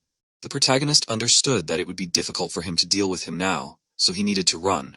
But he did not have time to do so, since Banagher appeared in front of him, blocking his retreat. He was bored with an opponent who gave everything away at once, and he was going to break the protagonist. He began to advance on him, attacking and laughing, and he tried to reflect his blows. Kirsch did not even think that among the people there would be an even more exact copy of the Talus than the protagonist. Among all those Aiden met, Banagher was one of the most insane, and this was bad, since he was at least at the level of the aura of the Supreme Sword. In addition, the Banshee's shield was still regenerating, so it couldn't be used. But there was always a way out, and the protagonist knew that Banagher should have noticed something by now. He thought that this sword technique was familiar to him, and at that moment, the protagonist paused for a moment, shouting Banagher's name. He didn't understand how he knew his name, and finally realized that the person in front of him was Dyer's henchman. MC was happy that he fell for his trick, but he didn't show his emotions out loud, and asked if he really thought he could get away with involving dark mages in their affairs. Banagher tried to hit him to shut him up, and the fact that he thought his opponent was Dyer's henchman made him even angrier. The protagonist didn't understand why everyone in this family was ready to kill each other, but he assumed that Banagher had a lot of problems from his personality. The more excited the man became, the less rational he became, and because of this, it took longer to assess the situation. The man also became completely unclear about what was happening around him, and MC took advantage of this by parrying each of the blows. Banagher mocked him, since he did not attack, and he would never have been able to deal with him like that. But suddenly his nose started bleeding, and he himself was surprised by this.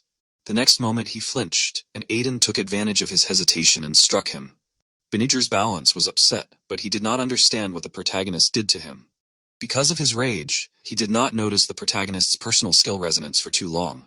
With each clash of swords, a mana wave was created that disrupted the enemy's internal mana flow, and this wave was so weak and imperceptible that at first it seemed like just an illusion. But due to the accumulation effect, it turned into a potent poison, which now made Banagher barely move. If he were an ordinary knight, he would have fallen long ago, but he was still standing. He was sure that he would not lose because of such tricks, and suggested that MC attack, but he did not want to do it. He only became more angry, but the protagonist calmly told him to shut up, since dogs should be quiet at night. Because he mentioned Silbetta's name in his speech, Banagher only became more angry, and promised that he would kill him. The protagonist continued to mock him and realized that he had no choice at all. He threw a small bottle towards Banagher, who stopped it with his sword, outraged by the unfair tricks the protagonist was using. When the bottle broke, a cloud of smoke burst out, covering most of the street. Banagher offered the protagonist to stop this and fight him, but when he received no answer, he began to look around and realized that Aiden had simply run away. Meanwhile, he was gradually moving away from this place, and Kirsch did not understand why he ran away. With his current level, he would not be able to cope with Banagher, so the best solution was to cut off her ability to pursue him with resonance. He was glad that he asked Cassie to make a smoke grenade for him, although she looked at him very strangely then. Now he was going to stop the dark mage, who was running away at this time, to report to Hakal that someone found out about them. But Aiden had already caught up with him, outraged by the fact that chaos mages always cause problems. The man was terrified when he noticed the attack flying towards him. The next morning, in the dungeon of the Church of the Holy Fire, Hakal was horrified by what was happening. The messenger had not returned yet, although he was supposed to bring a knight with him. He assumed what could have happened, but still, today's awakening ceremony had to be stopped. He did not have time left, but still, he remembered that he had the perfect trump card, and he was going to use it. Finally, the day of the saint's awakening ceremony arrived, and some of the ministers gathered near the entrance to the altar of the Church of the Holy Fire. Joseph hugged Ellis, crying with joy, but she asked him to stop, as she was very embarrassed by all this. The protagonist reminded her of what he said, and she was going to repay him in full for all the troubles she had to endure by God's will. Joseph was outraged that he taught her such things, but he thought that in this case she would be able to live without concessions and losses. Eventually, he changed the subject, suggesting that they move on, and one of the priests showed Ellis where to enter. Joseph tried to follow her, but Ellis was supposed to be there alone. She would be safe, so everyone tried to calm Joseph down. He acted like he would never see her again, but the protagonist was unable to continue thinking about it as Hakal came closer to him, wanting him to give him a moment. He was surprised but followed him, curious about what he had so important. He just wanted to give him a small gift as a token of appreciation for what he had done. He showed the MC a high-grade pill that was left in their church, and since it was a very rare and valuable item, he decided to give it to him personally so that the other church members would not go crazy. The protagonist accepted the elixir with delight, swallowing it. However, as soon as he ate it, the veins on his face became more visible. Hakal was glad that he fell for it, as the pill had a curse of submission and brainwashing. With it, he ordered the protagonist to go out the back and kill the child undergoing the saint's awakening ceremony. Ellis was walking towards the shining flames at the time, amazed by the beauty of it. The priest had told her that she had to pass through these flames in order to see God, and according to him, these flames were not hot at all, but she was afraid, as it might not be true. However, she remembered Aiden's words that it was God who should be afraid of her, as he would demand everything for what she had gone through. That was why she decided that she should not be afraid, and began to rise, offering to pay God. At this time, the protagonist had already walked towards the hall where the ceremony was taking place. Near the entrance to the altar of the Church of the Holy Flame, a little later, Joseph was still crying, waiting for Ellis. Hakal was glad, for the intruder had to recklessly break into the church and kill the saint. This story was beautiful, and thanks to it, he could become the high priest. But suddenly the warrior monks came closer, and everyone was surprised. Bali ordered everyone to remain in their places, and the fact that they were in battle garb made everyone wary. Hakal reminded them that now the awakening ceremony was taking place, and therefore they must not appear in armor. Bali knew all this, but he came because there was a more important matter. The thing was that among those present there was a heretic who was in league with the darkness. Therefore, he came here despite the consequences. Hakal did not understand how he knew about dark magic.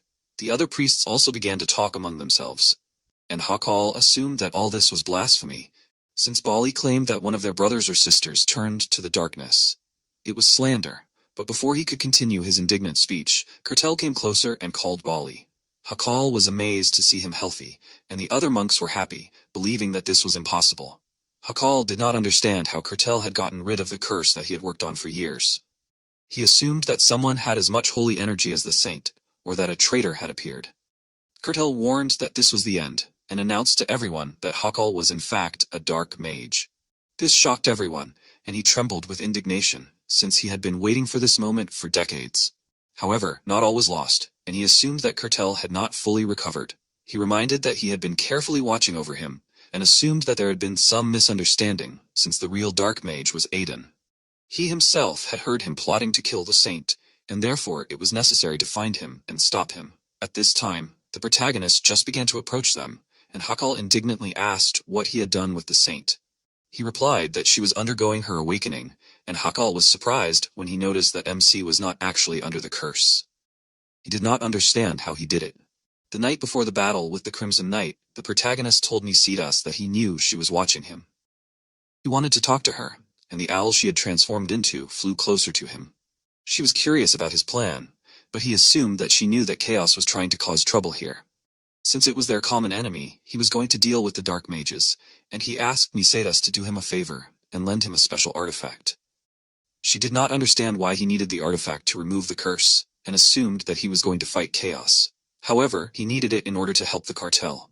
His entire body was paralyzed, but his consciousness was not affected, and he was sure that cartel had already figured out whose side Hakal was on. So if he woke up, it would be easy to deal with the traitors. This sounded reasonable, and in this case, Naseda suggested doing it a little differently. She summoned a magic ring that she had created herself and explained that the curse would be lifted if it was given to the high priest. However, chaos had already brainwashed a large part of the church, and they could do the same to the protagonist. She did not have to worry about it since he already had one curse hanging on him, and the others would not do anything to him. The demon lord realized that he was talking about him and noted that he was not going to help, but quickly agreed, since MC threatened him with a holy potion. At this point, Aiden assumed that Hakal was caught. Many found it hard to believe that he was truly a dark mage, and Kurtel offered him to surrender, but he did not agree to this, as he was angry that the church did not choose him. He lived his whole life hoping to become a saint, but he lost the meaning of his life. Kurtel asked him to stop, but he was not going to stop, and promised that if he did, they would all turn into corpses and bow before him. He called on dark magic. They could not allow him to do this, and Bali offered to deal with him right now. However, they would not be able to stop him, and he called on his dark blood comrades. Some priests also began to call on dark magical energy, but the fighters tried not to panic in order to put an end to all dark mages. But under the influence of dark energy, they submitted to the will of Hakal. They began to fight each other, and those priests who were not subject to the magic of submission did not understand what was happening. Bali was outraged that they were all heretics and was about to destroy them, but Kurtel stopped him. He realized that Hakal had already fallen quite low, and he noticed that he was very smart. He really wanted to see all the priests kill each other, and he cast a curse of submission on each of them. If anyone dared to raise a hand against him, he would take their lives, and Kurtel was angry, but he could not do anything. The protagonist thought that there were about 15 dark magicians here, since he saw a particularly distinctive and energy in them. He used acceleration and destroyed 2 dark magicians, announcing this. Hakal reminded that he would kill the rest, but MC did not care about this, and he repeated that everyone here would die. However, Aiden was not even a member of the church, so this was not his problem. He did not need anything else, since he just wanted to beat up the members of Chaos. Hakal was horrified by what he knew about Chaos, and realized that the protagonist had come for him from the beginning. He had sent other fighters to kill him, and the curse could not verify that MC was really going to kill everyone. He did not intend to do this. All of the Chaos members were weak individually and only supported the curse of submission. This meant that he would break the curse by reducing the number of dark magicians. He jumped up, throwing smoke grenades towards the priests, and Hakal did not understand what he was trying to do here. MC, meanwhile, used the smoke as cover to inflict wounds on the dark magicians. Hakal felt that the number of dark magicians was decreasing, and since he had worked hard for 10 years for this moment, he was very angry. Now he had no choice, and so he activated the dark magic energy. Another dark mage tried to escape, but the protagonist caught up with him and destroyed him. He felt the dark magic from these people, so it was useless for them to hide in the smoke. Now there were only 6 dark mages left, but suddenly he noticed that their number was decreasing. He assumed that Bali had joined the fight, but in fact, these dark magics did not disappear.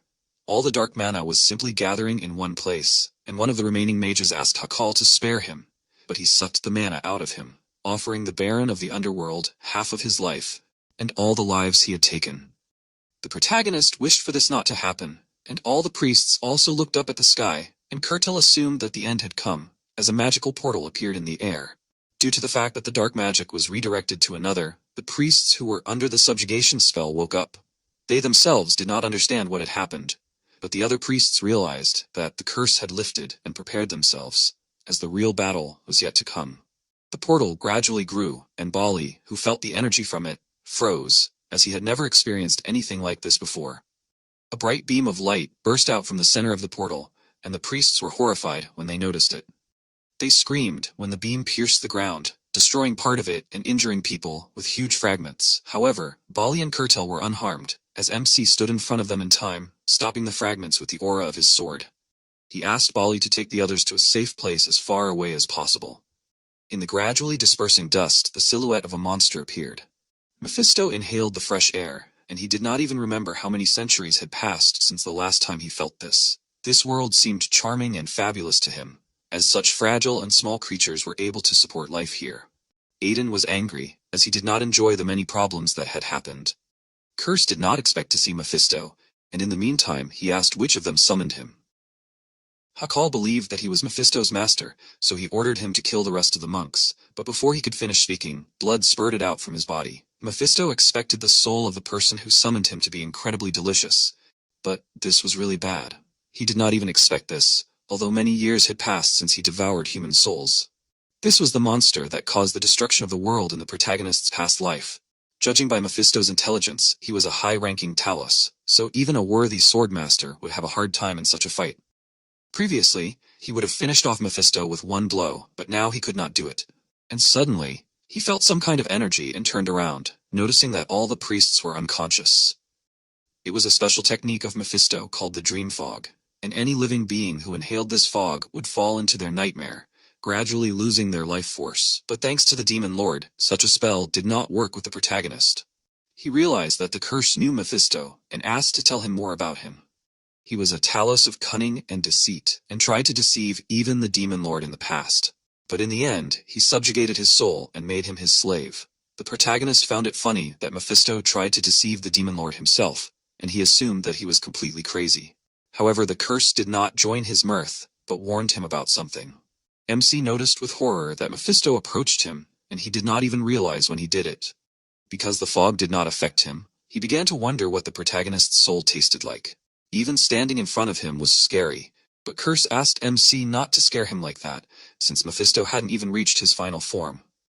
Hakal's summoning was already pretty bad, so Mephisto currently had only half of his power. In that case, Aiden thought it wasn't that bad. Mephisto was going to make him the first one he would destroy, but he wasn't scared, and instead began to provoke him. Unhappy with him for talking so much, he also called out his name, which shocked Mephisto greatly. The protagonist explained that his name was known on the surface, since the demon lord dragged him around like a pet. He offered to help them trick the demon lord, and Mephisto was furious at his words. He swung his arm to hit him, but MC jumped into the air, avoiding the attack. Mephisto was going to let him feel the pain of his soul being torn apart, which he once felt. Aiden didn't understand what he was talking about, and assumed that Curse was hiding something from him. It wasn't like he was trying to hide it on purpose, but he eventually admitted that he used Mephisto to experiment on the Talos souls because he was curious about many things. The protagonist had forgotten for a second who the demon lord was, but now he remembered that he was just crazy. However, Curse was sure that he was much crazier than him. Eventually, they stopped bickering. The fact that there were too many people here meant that they needed to take Mephisto somewhere. However, he wasn't going to let him go and ran to attack, swinging his arm and sending several powerful cuts towards MC, which destroyed the building behind him. He was shocked when he remembered that this was only less than half of Mephisto's powers, but he was quickly distracted as he attacked again. At the last moment, he managed to stop his blow with the blade of his sword, but it still sent him flying back. He hit the wall with such force that it cracked, but he still remained conscious, which surprised Mephisto, because he knew that the protagonist was not an ordinary person. Because the Banshee's shield was still being restored, it was impossible to count on it, so the protagonist knew that there was only one way to kill Mephisto. He did not like it, but there was no choice. Thanks to the high-class pill that Hakal gave him, all of Aiden's abilities improved by 1 level, and he supposed that he should thank him later. Magical energy began to converge on Beelzebub, and Mephisto did not understand what kind of aura it was. The thing was that Beelzebub's gluttony power had also increased, so now the protagonist could summon the souls he had absorbed as ghosts, and now, using the spirit subjugation skill, he had summoned one of these creatures. The fact that he was able to do this amazed Mephisto, since only dark magicians were capable of such a spell. Even before he finished speaking, the troll appeared next to him, and was ready to carry out any order the protagonist gave him. Now everything was for real, and in order to anger the enemy even more, MC called him an experiment of the demon lord. He really fell for this trick, and was going to send him to the deepest depths of hell. At this time, Ellis had moved to another place thanks to the fire, and she thought that it was very beautiful here. The Lord of the Holy Fire, who was the main deity of the Church of the Holy Fire, appeared in front of her and noticed that he had not met a person for a long time. He wanted to go back to sleep as soon as possible, so he told Ellis to take the power and leave here. She assumed that he was God, and he did not expect such behavior from her. She meanwhile declared that she had suffered a lot because of him, and demanded compensation with interest. In Lord's opinion, she was very impudent, since she demanded payment from God and he did not understand how this could happen. However, he smiled since he was bored anyway, and this way, he would at least be able to have fun. In this case, he decided to repay her for this and a past life, and Ellis asked in bewilderment, and he expressed hope that this time everything would be different, and called Ellis a child whose fate was changed by someone who lost her own fate. He eagerly awaited the results of what happened in this place. At this time, the troll concentrated a fire attack in order to direct it at Mephisto. He dodged the fireballs several times and trembled, since he was afraid of fire magic. But it was still nothing compared to what he had experienced before. Since he was distracted, MC managed to get behind him and swung his arm to strike. He kept provoking Mephisto, and he was angry at himself for forgetting about him. With one blow, the protagonist cut off his wing and arm, and Mephisto screamed in pain and fell to the ground. The protagonist landed nearby, noting that he should not be ignored if Mephisto was fighting a higher troll. He was shaking in pain and would never forgive the protagonist for cutting off parts of his body. He suggested that he ask the overlord for new wings, and noted that he could give him some nice angel wings. However, it still seemed unimportant to him, since Mephisto was finished anyway. The thing is, the troll had already gotten behind him and was directing fire towards him. The powerful flames engulfed Mephisto, and MC warned Curse that he would have to find a new guinea pig. However, the demon lord suggested that he worry about himself, as Mephisto would not die just like that.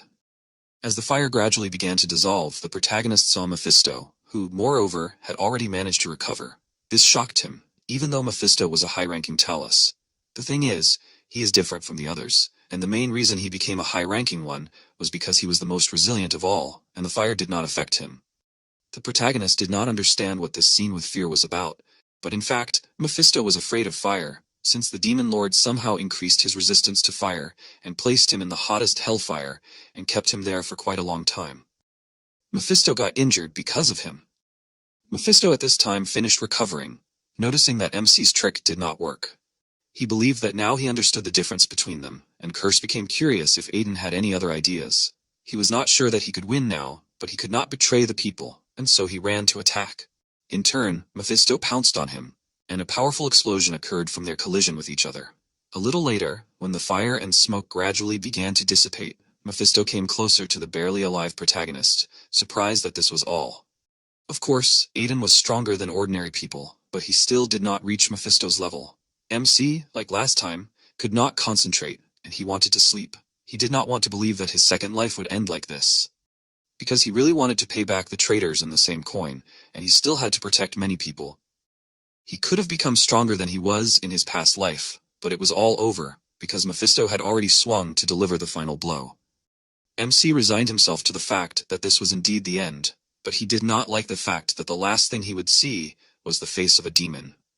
Curse was unhappy with the fact that Aiden was too arrogant and ignorant, but he offered him to use his own power, and thanks to this permission, the power of the overlord was awakened. Magical energy began to emerge from his body, and Mephisto recognized this and froze in shock. The protagonist, who had been lying with his eyes closed, woke up and stood up, and Mephisto trembled in horror, because this aura was too familiar to him. MC ordered him to kneel, and he immediately obeyed. He admitted with a trembling voice that he did not know, and added that it was an honor to meet the overlord. The overlord's power was a force that was natural and familiar to the demon lord. The one who was chosen to rule was granted absolute power, and all Talos revered the ruler. It was because of this power that the demon lord ruled. Now, it was also because of this that Mephisto bowed before the protagonist, and this power was much more powerful than he thought. Curse was pleased that he finally admitted it, and he reminded him that the whole world admired him. However, his joy quickly evaporated, as he now lost his former power. Aiden wanted to remind him that no one asked him to invade his body, but he decided to be magnanimous this time, and began to praise the demon lord. These words made him happy again, and Mephisto looked at MC with fear. He finally got his attention, and he realized that he had completely forgotten about him. He was very angry, so he decided to take it out on him, and the expression on his face made Mephisto realize that he would be finished. At this time, Ellis finally finished the initiation ceremony, and as she was about to leave the hall, she heard someone commanding another person. She recognized the voice and ran forward, hoping to meet Aiden sooner. But suddenly she froze in surprise, as Mephisto was trembling from fatigue and lying in front of the protagonist. Ellis was curious about what happened, but MC did not answer her question, but asked about her awakening ceremony. He was also curious about her meeting with God.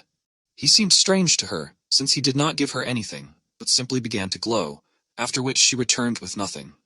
However, she was distracted from this topic of conversation, and again turned her attention to Mephisto. She thought that he was ill, and the protagonist said that it was his friend's pet. She was surprised by these words, and he explained that they'd just played for too long, and that's why Mephisto was tired. She understood everything, and Curse was horrified that MC was calling this a game. He remembered how the protagonist had mocked Mephisto, but he noted that it was better for Ellis not to know the truth. She meanwhile sank down next to Mephisto, pitying him, and placed her palm on his head, but because of this, his body was engulfed in flames, and he screamed in pain. He apologized for everything and begged for this test to end. Aiden realized that this was holy power, and this meant that Ellis had truly awakened. However, he was distracted, as Curse caught his attention, and he realized what he had to do. He raised Beelzebub, asking Ellis to close her eyes, and she obeyed, and he thrust the sword forward, ordering it to absorb Mephisto. He was horrified that even Beelzebub was here, but the next moment, his body disappeared. MC was happy that it was finally over, and as soon as he said that, he lost consciousness, and Ellis was worried about it. A few days later, the Church of the Holy Fire began to hunt heretics in earnest, and as a result of such a large-scale purge of the church, countless heretics were captured. The priests, who were sleeping under the influence of the dream fog, were briefly explained that Aiden helped Ellis defeat the dark mage, and they happily praised her.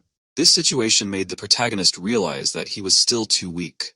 Those who betrayed him would easily deal with Mephisto even now, and he was not even close to it. He needed to become stronger, but he was unable to continue thinking about it, as another person attracted his attention. He wondered what brought Curtel, who had finally recovered thanks to Ellis's power here. He was grateful to him for exposing the heretics of the church so that they could quickly carry out the purge. The protagonist was glad that he was able to help, since he could sense dark mana well. Curse was dissatisfied with his words and suggested that he should have let him die back then. Besides, although Curtel was a little late with it, due to all the commotion, he bowed and thanked Aiden on behalf of the entire church, since without him, he would not have survived, and the missing saint would never have been found. The church was most likely facing collapse, and so the protagonist became their savior. He was surprised by such words, but quickly pulled himself together and smiled, since he was indebted to someone from the church, and he was simply repaying the debt. Curtel wondered who he owed, and he, remembering the Curtel from his past life, answered that it was just a stranger who said that helping others does not require a reason. Curtel was glad that one of their church members had such great beliefs. MC was happy that he repaid him for the favor he had done in his previous life, and the fact that he had returned it even with interest meant that they were now even. Curtel had something else he wanted to discuss, since he knew the reason why the protagonist was here. But Ellis was the future of their church, so she had to be here to receive the education she had been deprived of all this time. However, considering the murder 10 years ago and the recent incident, it could be said that their church had failed in its duty to maintain its authority, so Curtel was convinced that it was pointless for them to focus on just the future of the church and keep Ellis here. That was why they had decided to open a church in the Remis territory. That way, Ellis would be able to train while still being under the care of the Remis family. Furthermore, such a branch would be a great advantage for the Remis family, since churches are usually built in powerful and influential cities. And it would symbolize the strength of the family. All of Aiden's attempts to save his people had led to a beautiful coincidence, and he was glad. Around the same time, deep in the forest, the knight froze in disappointment. He knew that Benninger would screw up, since he was too emotional and clumsy, but they couldn't afford to fail, so he ordered everyone to be on guard, since they had to make sure that Silbetta would become the next Archduke. Pobre peacefully drove the carriage with Aiden and Lo inside. Lo looked ahead exhaustedly, and Aiden asked him irritably why he felt like he had it harder than him. Lo began to explain that it was not so at all. MC recalled the aged Lo thinking about how he told that